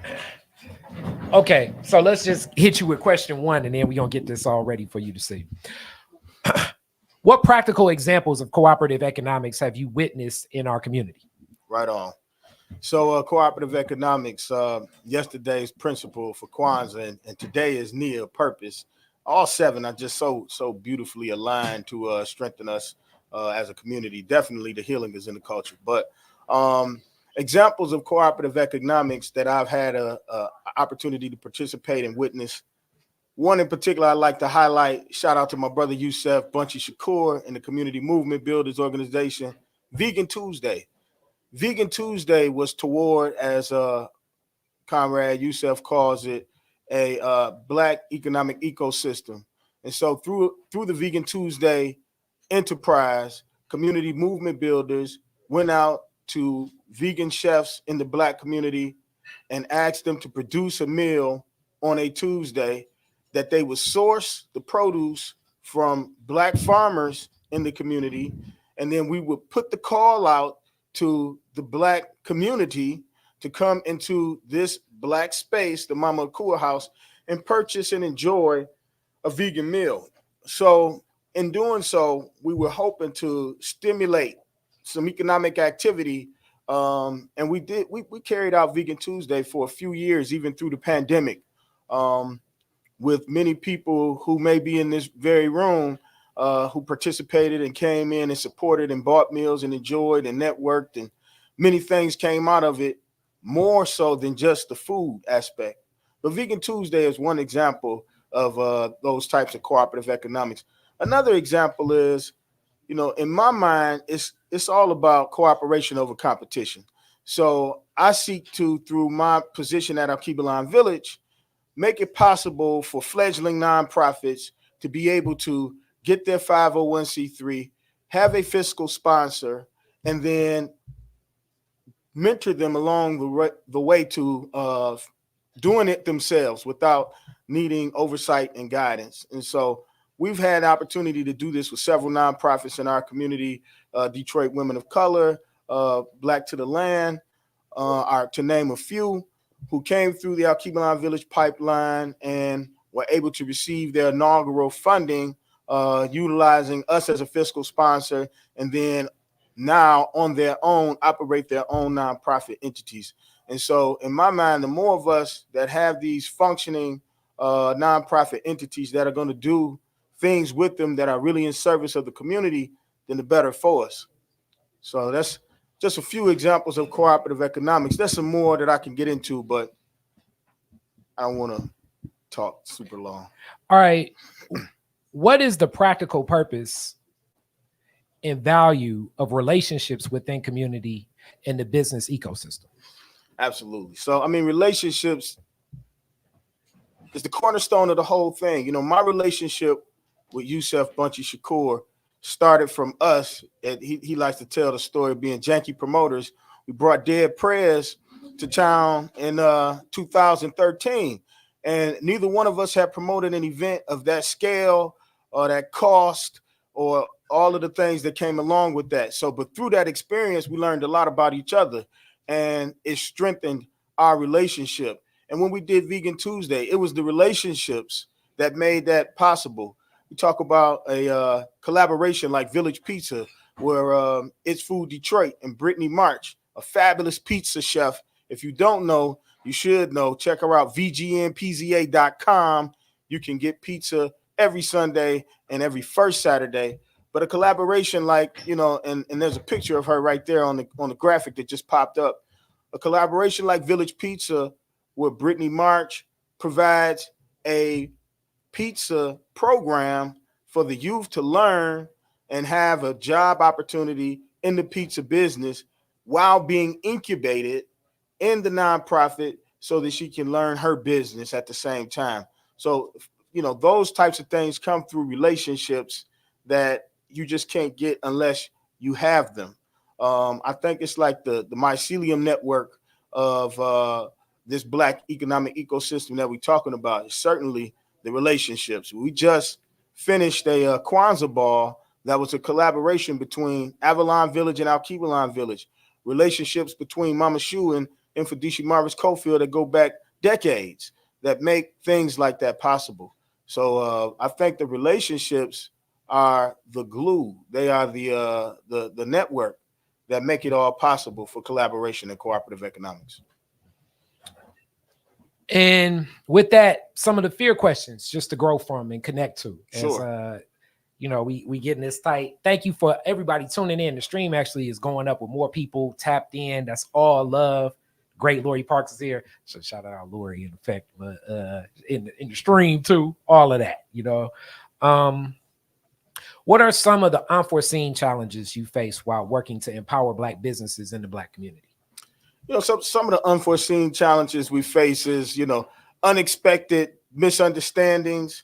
You know, it's very important that we have our agreements tight when we work with each other, because things can get misconstrued and details get lost in the wash, and then good relationships sour. And so our whole objective should be to stay together, like the Al Green song. But this is made possible by being very clear when we deal with each other, what the expectations, what the deliverables, and all of those things are. So having a very solid and tight memorandum of understanding, or whatever document you use to structure those, is a key thing in keeping us together while we're doing this thing. Definitely. With that, how do you deal with those challenges? You kind of answered it, but more so like when you see that, because just business is difficult, period. But Black business in the Black community, empowering Black folks, it's like other layers of some of those difficulties that can present themselves. Sure. How do you deal with that? I mean, I think personally, for me, there's a thought process that comes out of the Shrine of the Black Madonna Church that, you know, to isolate one of our brothers or sisters is a sin. And so the ideal of collectivism to me is more important than the ideal of maybe winning a dispute. It's more important to me to figure out, how do we remain in contact? How do we remain in league and community with each other than I'm right, you wrong. And so I think that's the way to approach dealing with, you know, when we have challenges, when we're working with each other, is to be beholden to a larger idea that we are part of a community. And in order for the community to be healthy, we all have to have good connections with each other.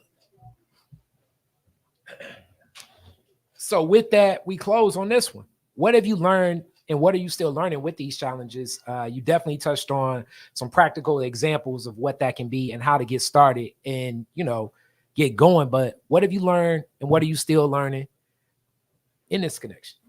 I mean, so what I've learned is that, you know, there's a tremendous amount of power in our community.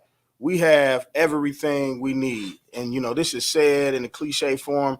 I mean, it's just a fact. We have everything we need probably to do most of the things we need to be a nation.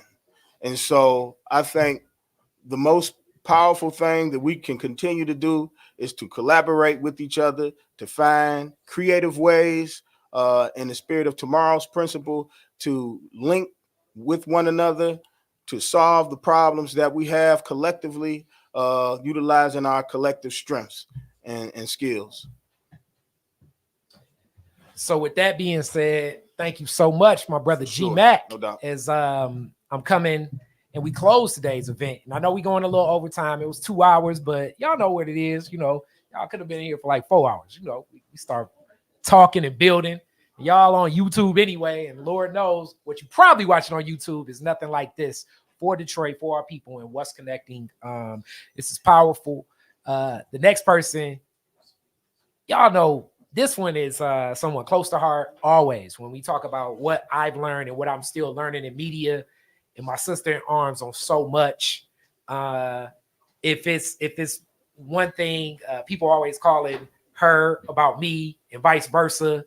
And just one of the best laughs, but also one of the most committed people to a lot of things. And that's my Piper Carter. Piper Carter, where you at, Piper? Where you at, Piper? All right, switch to Piper. All right, peace. What up, though?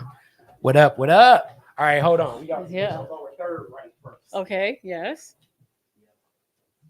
Piper is in the media arts as well, and came with the fanciest of fancy profiles, slides that we gonna get going and everything. So, but before we get to that, you got a good introduction that you would like to speak to. So Yeah. let's speak to the introduction, and then we'll get your slides ready and everything. Look at Okay. Piper. All right. So peace, everyone. What up, though? My name is Piper Carter. I have Piper Carter podcast. Before I get started, I want to tell everybody like, share, and subscribe to Detroit is Different. So do that right now, and tell a friend to tell a friend, because even though, you know, X amount of people join on the live stream, we're hoping that people, you know, there's still a couple of days left in 2023. So we want to make sure that this stream goes out, you know, to as many people as possible. The other thing I want to do, I just want to ground myself in this conversation with my mom, rest in peace, Maggie Jean Reeser, who was from Black Bottom, which is an important historical place here in Detroit, was the first accounts payable at Motown. So if you ever go to the Motown Museum, there's one time card there. It's hers. She was the original PR for Mason in the morning show. So she's the reason that show did so well in the 80s and 90s. So just wanted to root myself in that. And then with that, in the spirit of Black consciousness, just wanted to root myself in the history of media here in Detroit. And while this is not an exhaustive history, it's a couple names and places that I wanted to name in this moment. So, you know, I wanted to say that, and I wrote my thoughts down because I can talk a lot and I can go, and we only got so much amount of time. So I put my points here. My Piper. So I wanted to say it's essential to give honor to those who have paved the way, inspired our journey through empowering Black media in Detroit. And so if you, I mean, you know, we're live, so it's okay to make some noise for some of these. I want to give honor to people like Martha Jean the Queen, Rise in Power, Reverend Joanne Watson, Rise in Power, as well as Mason, Nat Morris, Electrifying Mojo, and WGPR, who in 1975 was the nation's first Black-owned TV station, and WJZZ, which is WCHB, which was the first Black-owned radio station built from the ground up, and consistently held the highest Arbitron rating for jazz radio stations in the United States. The Michigan Chronicle, founded in 1936 by John H. Sengstack, editor of the Chicago Defender. American Black Journal, originally titled Colored People's Time. It went on the air following the '67 rebellion. The Drum pamphlets by my uncle, Aaron Ibn Pori Pitts, who was a member of the League of Revolutionary Black Workers and Republic of New Africa. And of course, Berry Gordy, as problematic as he is, and the Motown formula have all left us a very lasting legacy. And I also want to uplift, you can go to the next slide. I also want to uplift some current Black media people that are making new history. Detroit is different. There's a Black agrarian curriculum that we worked on. The National Black Food and Justice Alliance has done a market study, which is really important. Black Power Media, Baba Charles Simmons, Keith Owens, Biba Adams, Kirby Gwen, Robin Kinney with Motor City Woman, Kwasi Akwamu with Rebuild New African Independence periodical, Kim Hunter with Engage Michigan and Progress Michigan, Greg Dunmore's Post Beat TV, Michael Imhotep's African History Network, and of course, Janet Webster Jones and Allison Jones Turner, mother and daughter owners of Source Booksellers. Again, it's not exhaustive, but just wanted to give those shouts out. And you could go to the next slide, please. And did you want to ask me the question, or I can just go? I'm gonna have you roll because I'm slide control. Okay, awesome. So this question asks, what role does the media play in portraying the values and virtues of the Black community? The purpose of mainstream media is to uphold the ideologies and structures of Western thought, colonization, imperialism, world domination, and power. The media's role in shaping perceptions of the Black community is multifaceted, especially from the perspective of a Black feminist residing in a divested from community of Detroit. Historically, the media has often emphasized our resilience and determination, which are undeniably crucial aspects of our identity. However, it's essential to acknowledge our vulnerability and humanity. The portrayal of Black people as endlessly resilient can inadvertently overlook the nuanced experiences of trauma, pain that many of us confront. This portrayal might inadvertently suggest that we are expected to shoulder more burdens simply because we have demonstrated resilience in the past. Responsible Black media platforms, particularly those driven by Black feminists, endeavor to offer a more balanced narrative. They celebrate our strength while also acknowledging and addressing the trauma and challenges we endure. This approach honors our full humanity and underscores the need for support and healing within our community. It's essential to avoid a skewed view of our community, as it can lead to harmful misconceptions, such as the misguided belief that Black mothers and elders should go without necessities like water because of assumptions about their spending habits of buying sneakers and jewelry, or that Black men are inherently dangerous. This misperception highlights the importance of, highlights the importance of dispelling stereotypes and promoting a more holistic understanding of the Black experience through responsible and inclusive media representation. In an era of constant information bombardment, it's crucial to have the tools to navigate and interpret media we consume. Media literacy is the ability to critically analyze, evaluate, and understand the messages and information presented in different forms of media. It's about questioning what we see, hear, and read, and not taking things at face value. Media literacy equips us with the skills to separate fact from fiction and recognize biases or hidden agendas. It's not just about traditional media. Media literacy also includes understanding social media, viral videos, and memes. A few key skills. 1, evaluate the credibility of sources. 2, recognize persuasive techniques and propaganda. 3, understand how media can shape our opinions and beliefs. 4, identify stereotypes and representation in media. And 5, engage in critical thinking and analysis. So I'm going to go to the next question. How have you witnessed Black media platforms responsibly convey information while uplifting the community? I'm going to say this term again. As a Black woman from a divested from community in Detroit, I have to keep saying that. It's very important to say that. I've witnessed some independent Black platforms step up to the plate. They've shed light on issues like environmental justice, acknowledging that marginalized communities bear the brunt of pollution and water affordability challenges. These entities provide a platform for activists like myself to share our stories and advocate for change. They've celebrated the strength of Black women in our community, showcasing our leadership in the face of adversity. But we don't have enough. Number 3. So there's like 3 fear questions. So the way it's phrased is fear 1. What are some of the unforeseen challenges you have faced while working to empower Black media for the Black community. So I'm gonna take y'all back through the time machine.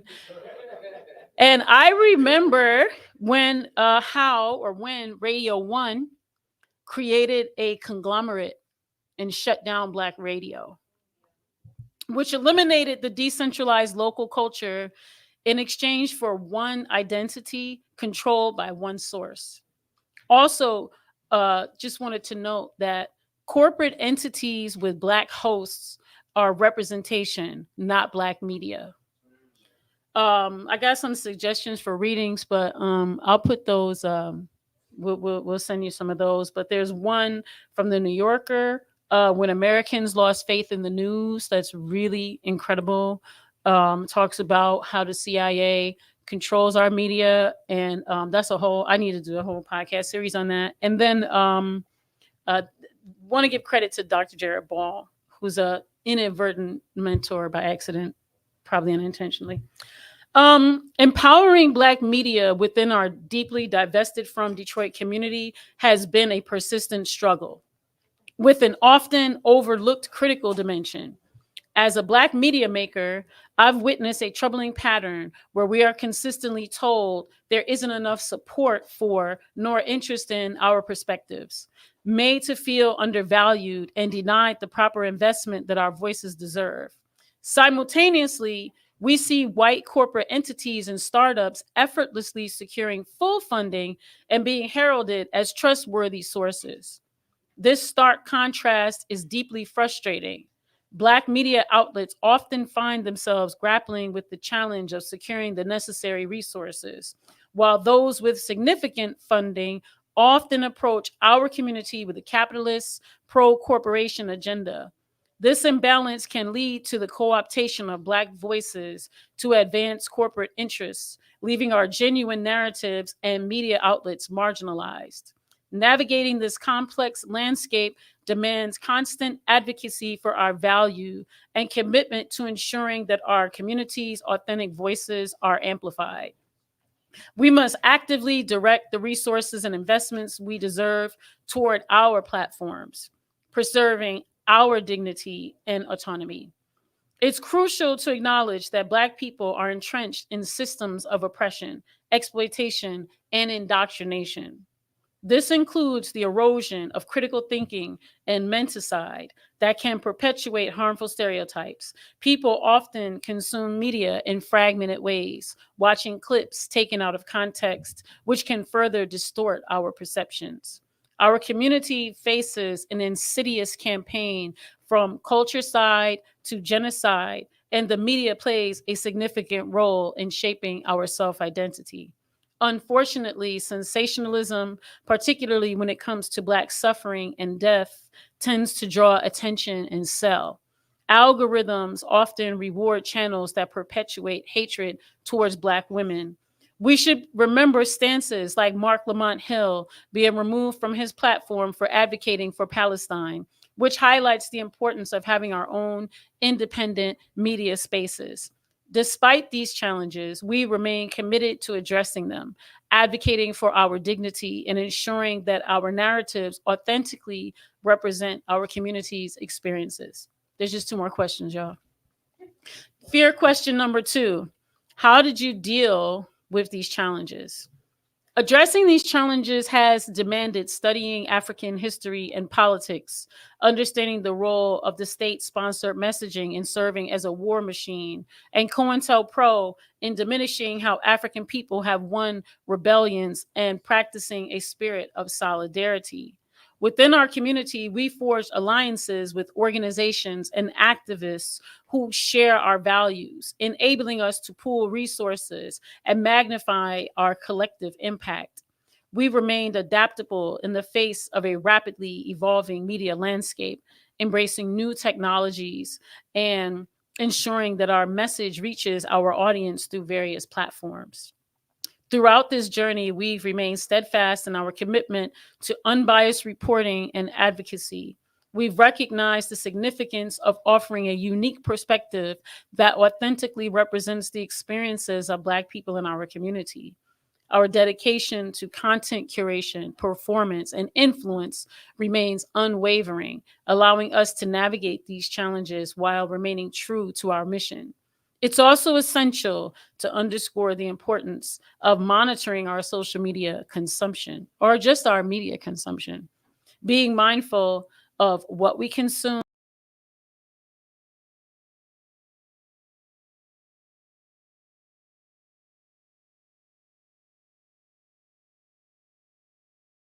Finally, fair question number 3.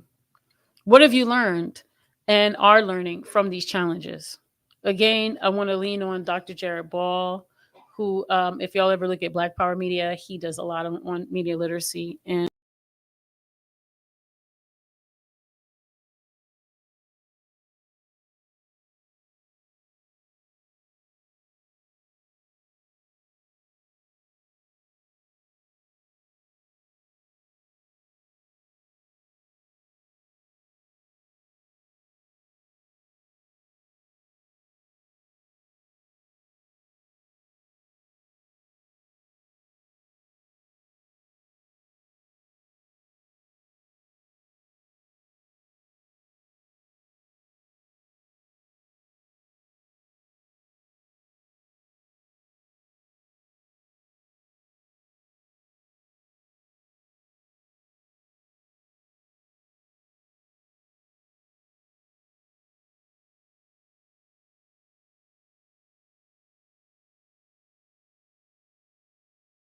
education, addressing police terrorism and community-led safety, food sovereignty, fostering collective economic development, and more. There is still much work ahead, especially in areas such as Black sovereignty, understanding Black indigeneity, LGBTQIA plus rights, anti-capitalism, feminism, tackling sexual assault, misconduct, and abuse, addressing migration and immigration issues which often overlook Black experiences, delving into Black histories, championing for disability justice, advocating for abolition, and pushing for environmental and climate justice. We must vehemently reject ageism, the demonization of Black girls and women, the vilification of Black men and boys, the over-sexualization of children, while adopting abolitionist values and intensifying our efforts in political education and respecting the perspectives of both youth and elders. Embracing intergenerational exchanges and dismantling notions of exceptionalism, that's respectability politics, are vital steps forward. Recognizing that everyone absorbs information differently, we must strive to adjust our methods to reach everyone, considering factors like readability, accessibility, attention span, and interest. Additionally, we should remember the importance of avoiding overexposure to trauma, promoting fact-checking, considering opposing views for a better understanding, and embracing digital detox before sleep and spiritual work. The landscape of Black media is vast, diverse, and evolving, from podcasts like Joe Budden to commentators like DJ Academics and thought leaders like Kimberly Nicole Foster, Karen Hunter, FD Signifier, Conscious Lee, Joy Reid, and Amanda Seals. There's so many I could name. We have a plethora of voices to draw from. We have to be careful and understand the benefits and nefariousness of a multitude of platforms, including YouTube, Facebook, Instagram, TikTok, X, Mastodon, Patreon, as well as options in the metaverse and the dark web. They exist, so I'm mentioning them, but I don't necessarily support them all. Creating our own websites, offline zines, books, reading groups, billboards, tribunals, mixtapes, podcasts, newsletters, text groups, music videos, and more can further amplify our messages. Our ultimate goal should be to cultivate a radical analysis that propels us toward Black liberation. We need our propaganda that advocates for ideological transformation, regardless of the financial resources at our disposal. If we don't embrace a different ideology and worldview, the change we seek will remain elusive. It's crucial to establish alternative hierarchies and social relationships grounded in authenticity. Reflecting on the history of online platforms from AOL and AIM to chat rooms, we must consider the transformations they've undergone. The rise and fall of platforms like Black Planet underscores the need for us to maintain control over our narratives and spaces. We need to break free from the misconception that the white man's ice is colder and that their media is truer. Our language is a powerful tool for shaping narratives and fostering collective consciousness. Promoting healthy public debates and diversifying the ways we share messages, including different languages, video, auditory content, words, written words, poetry, films, plays, galleries, museums, concerts, interactive design, apps, technology, music, even prayer and sacred technologies can broaden our reach and influence. And finally, Dr. Jared Ball recently quoted Glenn Ford, Rise and Power, a Black Agenda report, that our goal is not to reach the masses. Our goal is to encourage, through more media analysis, more organization among those who claim they are already in agreement. Embracing these strategies will allow us to wield the immense power of media in our pursuit of justice, dignity, and Black liberation. We must do this using an African-centered, decolonized, and anti-imperialist ecological approach where we challenge Western ideas of race, class, and power. My Piper. Love it. Thank you so much, Piper. As I definitely want to say, the one thing that was advertised. It's the last slide. Go to the last slide. The last slide. Mm-hmm. Oh, I did go to the last slide. There you go. Yeah, we're there.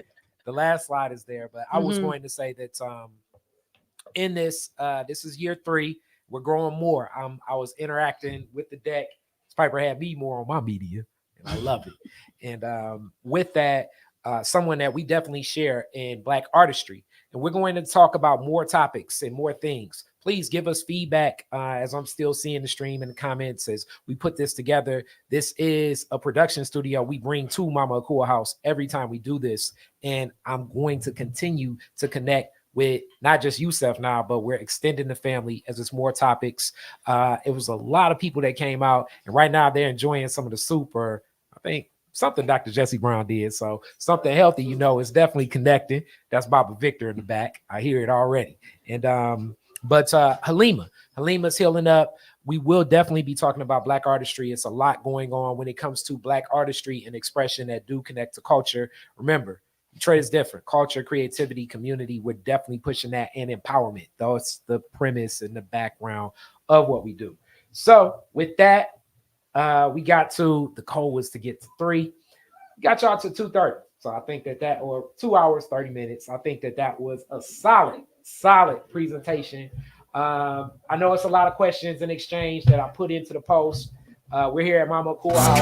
Right. So get more of this and connect. We're going to build, connect, do more work together.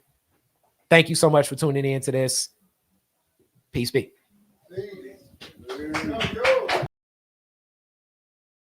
Back, plan in effect that we fight to the death. Got my black fist stuck, got my black fist stuck.